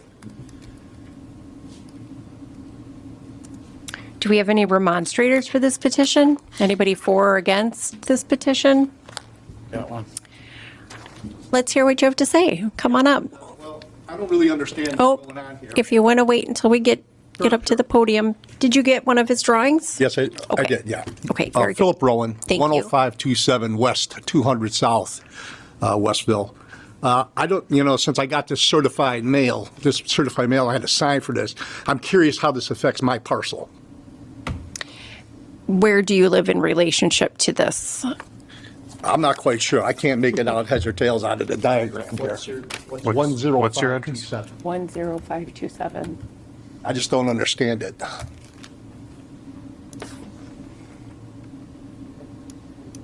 Look at your screen. I mean, it wouldn't impact him. He's just northeast of the parcel, so Is that touching? he's right here. Yeah, I couldn't really understand. I was trying to. I think he's. Oh, okay. We're looking, okay. we're looking at this piece of that. Whatever. He's there. Can I show him here? Okay. I can point where you're at, and This you're old here rail. in the corner. Okay, so I'm Yeah. here. So you're adjacent. We go conservative on the certified mailings just to make sure that we follow code. In the event that This doesn't affect you at all. It's several hundreds of feet from you. Yeah, it looked like it was a little ways Yeah. down from me, but I It- figured I got certified mail. How was it going to affect my parcel? So it's not affect anything on my. Nope, you're just, life. you're part of the protocol to file for certified mail. I have no problems then. I just wanted to understand it. Thank you. Thank you. Works. Are there any other remonstrators? Okay. Questions from the board? Lay it on. I got I was like, I know you do. Go on. Okay, I'll ask one. These properties are zoned 2 different zoning classifications. That's correct. Okay, one's A, one's R1A. Mike, what do we do here? How do we determine zoning? Or is there, I don't know what the protocol's going Well, to be. we don't determine zoning. Well, we have 2 parcels. They're going to 2 parcels. Do they have to remain 1A and 1A R1A? I suppose they can pick what zoning they want, and Donna will change it in the computer. Is that true? Yes. That is? Okay. So, okay. Yeah, the intent is for it to be a residential parcel, so I would assume. So your they would intent pick would be, R1A. to go R1A? Yeah. Okay. So R1A frontage with septic's 120 feet. I think, what's the required frontage is what I saw. Well, we're And they're creating a asking new for a- piece, so the Yeah. minimum requirement is 200-foot frontage. Or no, and I think you might be correct. It's ag is 200, and that's why we're asking, because That's what one I'm is getting at. ag and one is 113, it residential. still doesn't meet it, Doesn't mean it, but it's a but that's why little closer. they're here. That's all I'm saying. Okay. Jeff, you're good? I'm good. I'm done. Ernie? Good. I'll make a motion to approve this petition. I'll second. I have a motion to approve Both R1A. and a second. All those in favor, say aye. Aye. Aye. Those opposed, same sign. Thank you, good luck. You are. I'm just asking questions. Okay, we're almost there. Petition number 10 is a petition for variance of developmental standards. I'm sorry, I get it. one last one. 12, yeah. Yeah. I don't know what it is. Oh, there it is.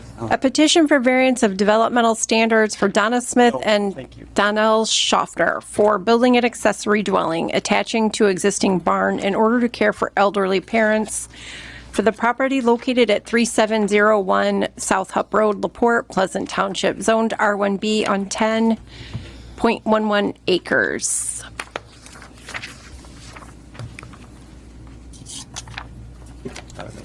Notice is adequate. Thank you. Thank you for your patience this evening. Would you state your name and address for the record? Hi, I'm Donnell Schaffner, 3701 South Hupp Road. No, you're fine. You wouldn't believe what I get called. Usually by Jeff. Okay. So talk to us about the need for the. So my parents are aging. Yeah. In the past 18 months, we've had 4 surgeries and multiple injuries. For those of you that are familiar with Dr. Smith, he is one of those many, many injuries. So I need to be at the farm to do all of the physical, all of the maintenance, all of the animal caretaking that doesn't require veterinary care, in addition to their inside care, has been an increasing need. So now I'm just trying to stay at my family farm and it's been a challenge to figure out how to be there without detracting from the property. And I think I've come up with the best possible solution that does not affect setbacks or property lines or existing electric lines. Is this the proposed? That's my Chat GPT dream, yes. The barn behind it is already existing. Right. The house is what I hope to build to the side of it. Yeah, I saw it. Okay. I guess since we said that we need to disclose, I've known Doc Smith since I was a child. Yes. So I'm going to disclose that up I was gonna say, I would say most of your board knows Dr. Yeah. Smith, so We're all in the same boat, I think. I recognize that. So he Okay, do we have any remonstrators for this petition? Anybody for or against? Any remonstrators? Okay. Are there further questions from the board? Not I. Okay. If there are no questions, The hiccup I want to make sure we clarify is the size, right? There's a size restriction between the principal variant, the principal residence and the size of this. Yes. Okay. Can we count the size of the barn as the size of this whole thing and say that's the new principal residence? Dwelling. I don't. So, just want to make sure that that's clear, that if we do approve anything, that's part of the deal. So you're asking for what looks like 30 by 40. 1,200 square feet, which also has a porch surrounding it. So, but the 1,200 square feet is what you're looking for. Technically, the porch, the picture kind of took liberties. I understand. I don't want to pay for things I can't use, and roof space is not helping my cause. So you're asking for up to 1,200 square feet is what you're asking for. Okay.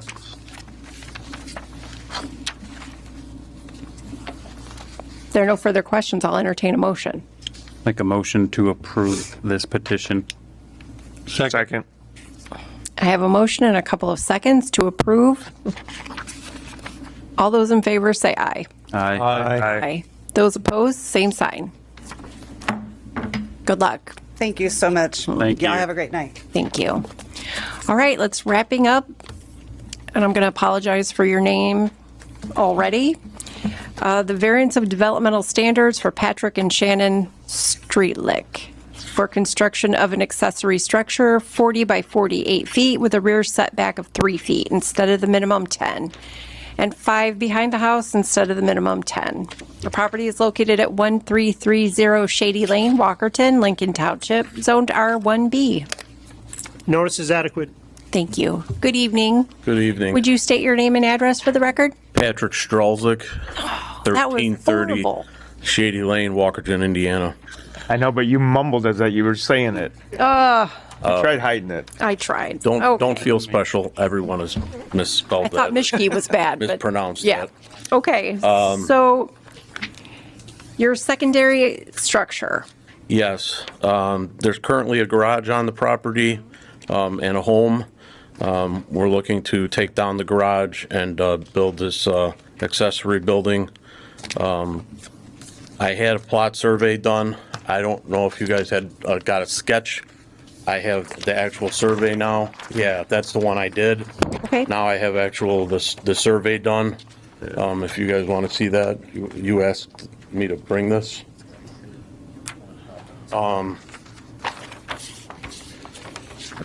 So we would remove the garage, build the building 3 feet from the property line, and then the variance of the setback 10 feet from the house would only be 5 feet from the house. So in both of these drawings, is the original garage still shown?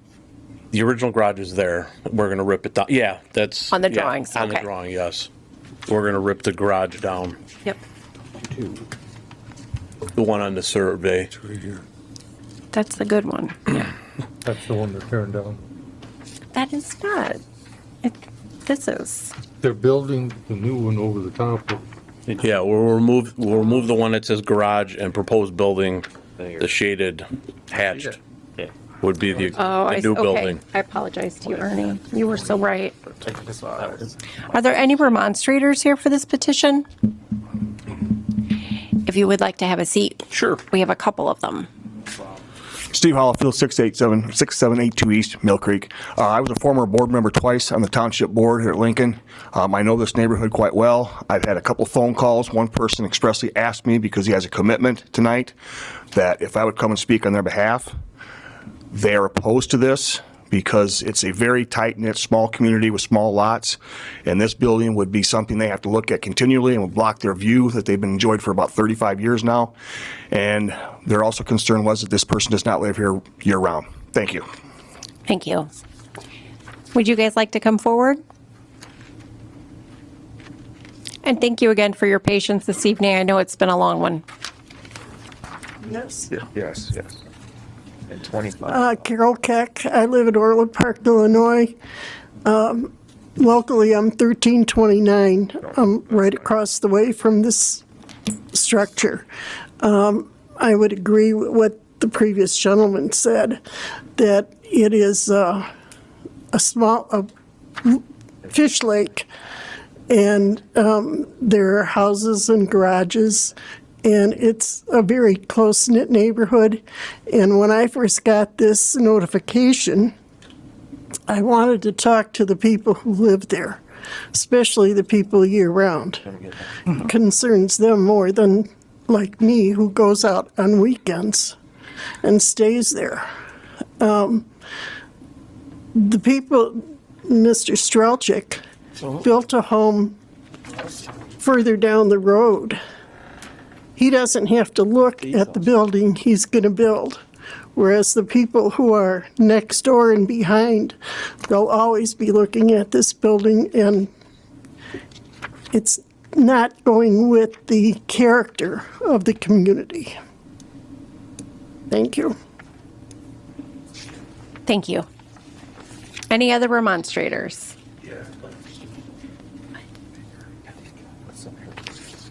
Good evening. If you would state your name and address, please. Edward Snyder, 1204 Shady Lane. I'm against this for a few reasons. First of all, he's had it surveyed, and then surveyed, and then surveyed. The building he plans on putting up will go over the top of his septic and his dry well.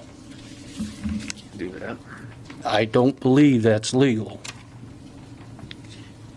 You know, a building of that size in our area, That's true. I don't want to look at that every day. But he'll know that. It should be in that. Okay.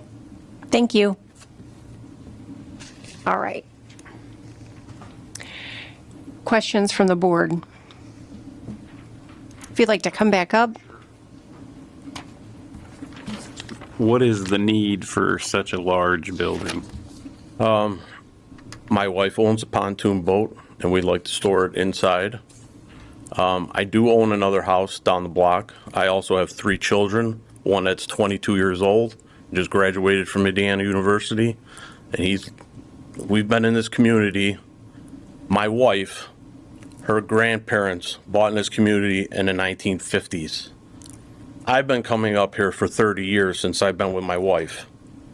This is not new to the community. I understand this Smith Grove and our community there. We've improved our properties that are there. My family and my wife's family own 14 homes in this grove. 14 homes in this grove. We're not trying to disrupt or cause problems. We're just improving it. I'm recently retired sergeant from the Chicago Police Department. I'm retired. I have lots of woodworking stuff that I like to have in a big building. I have a wife that has a pontoon boat. I'd like to build a structure. I'm not going to disrespect my neighbors. I've been part of this community for a long time. Patrick, are there plans for you to live here full-time? Since I'm retired, my wife is a lieutenant on the fire department in Chicago. So dual residencies, my pension is from Illinois. If I get taxed on my pension, if I move here full-time, I'm free. I've been up here for the last 2 months. I can't say that this is my permanent residence. It's never been for 30 years. Right. I am retired. I'm married. You know, I'll be going back and forth. So who lives in the home currently? Currently, no one lives in the home. Okay. I just purchased it in January. Are your intentions then to rent it? No, it has been rented for the last 3 occupants, but Okay. no, we bought it off a lady who was renting the property. No. My wife is one of 12. That's why we have 14 cottages. homes in this area. So this is, like I said, my son has a steady girlfriend that just graduated from college, and we're thinking that this would be his home moving forward. Okay. I didn't see a height on this building. Yeah, that was, Whatever the restrictions are through the building department is what we will abide 18. by. I think it's 18 feet. yeah. Is this building going to look like the house? If I reside the house, it will be. That's a good The house is, I'm not picking green because the house is green right now and it's kind of ugly, so. Is it going to be built to look like the house, or is it going to Yes. be built to look It will like be a pole barn? It'll be appropriate to the home. Okay. And then just so everybody is clear, the board's going to make a decision on granting the variance. If there's septic issues or any of that, that's a separate issue that he'll deal with the building commissioner's office. Does not have a decision, part of our decision-making process. Other questions from the board? Why do you have to be 3 feet from the property line? Why? Yes. Because he needs that pontoon. So you can be 5 feet from the house. I think he's allowed to be, isn't he? That's what my drawing shows, at 3 feet. Yeah, that's the variance why I'm here, just to get the building into that area. To have it set back 5 feet from the house. Okay, so if we grant that, then this building has to be built a special way because you have to have distance from your neighbor's buildings. That the building And that'll have to go commissioner. through the building department. Correct, yeah. Very good. Okay. It took him a lot. He did a good job. Good job. Was there any thought of just shortening the building up a little bit to get, so you're not just 3 feet from the line? So his. And you move more toward the house. It's right here. He's already got 5 feet. 5 feet. I could attach it to the house. I mean, I mean, there's options to it. This is just what, me and my wife decided that this is what we try to do, and if it doesn't work, then He's 25 feet. Which is the side, that's the required side setback. That's required. So he only needs this. He needs that, and that's supposed to be 10. That's supposed to be 10. I can't say 100%. Sure, I have a point.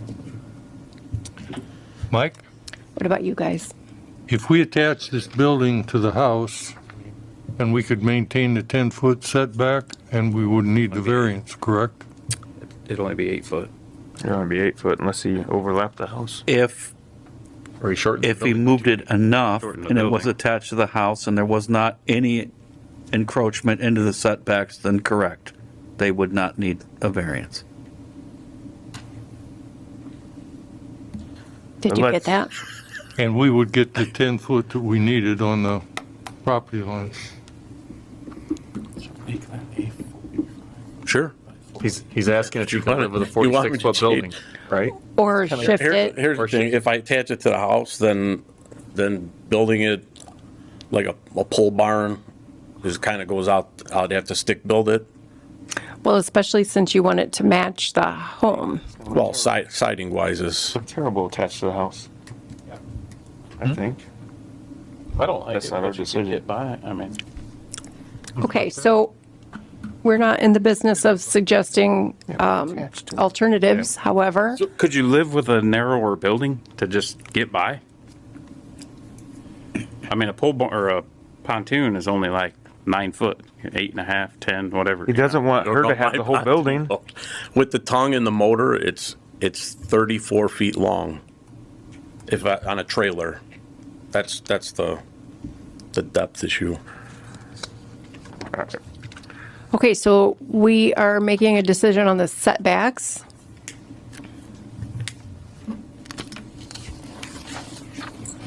And if there are no further questions regarding setbacks, I'll entertain a motion.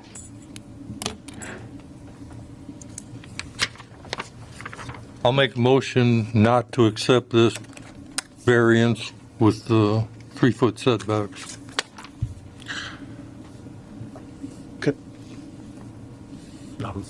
I would have an amendment to that. Second it. Do I have a second to deny the petition? Any second? Then the petition dies for lack of a second. So, I'm sorry, the motion dies for lack of a second. So I will entertain a new motion. So I'm sorry, it's a long day. I will make a motion to deny the petition as presented without prejudice. Is that the way we're going to do this? So I'm going to deny the motion without prejudice, which allows you to return. On another solar day? No way. We all had to back here, man. We all had to be here because things to do with my life. Well, so do we. Well, trust me. The good news is, The good news depending is on you when have to wait a you year. come back, here you at could 5. be first or second. So I have a motion on the table to deny with prejudice the petition. I'm sorry. That's it. I'm done talking today. I'm sorry. Also say waive the fee. You can't say that. Yeah. So Have that motion to waive. the motion to deny the petition without prejudice. Do I have a second? And I would add to waive the fee, if I could add that right now. I'll second that. Okay. Okay, I have a motion and a second.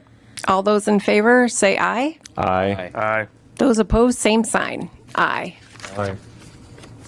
So 3-2. We're going to deny it, but you get to come back without filing the fee. I went to school to be an architect. I'll find a creative way to have all the setbacks and build my house the way I want it. Okay. And I'm not, and I'll tell you what, the community will be just fine with it because it'll look nice, just like the one I built on the lake. Okay. Thank you. Thank you very much. Good luck. Is there any further business in front of the board? Madam President, I just want to make a statement to the public that might be watching this at home or that came here today for the tower. We have a binder here with all of the information that was promised to us at the last meeting.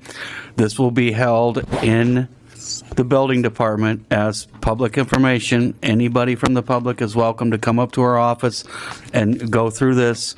We are also going to digitize it and put it on the website for people to peruse. And that's going to be the same with anything that we have on solar that's in print form. That's held at our office. We will make that available for any public scrutiny or review, and we'll make our conference room available for anyone to come and sit and go through it.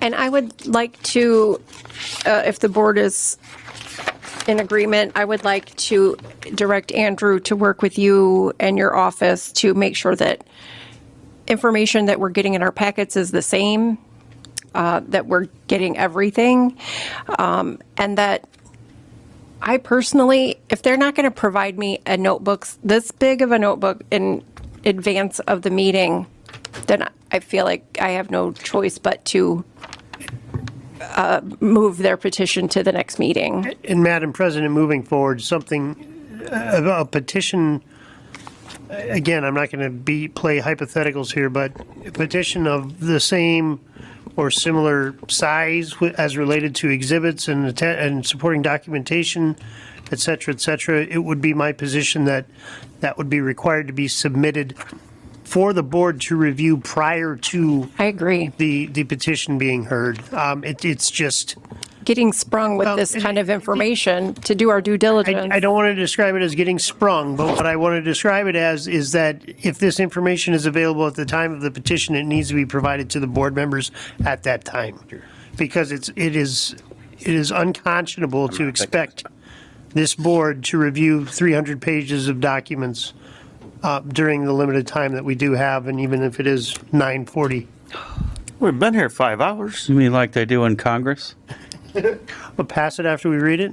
Okay, so We will require them to send us digital stuff so that we can forward it to you.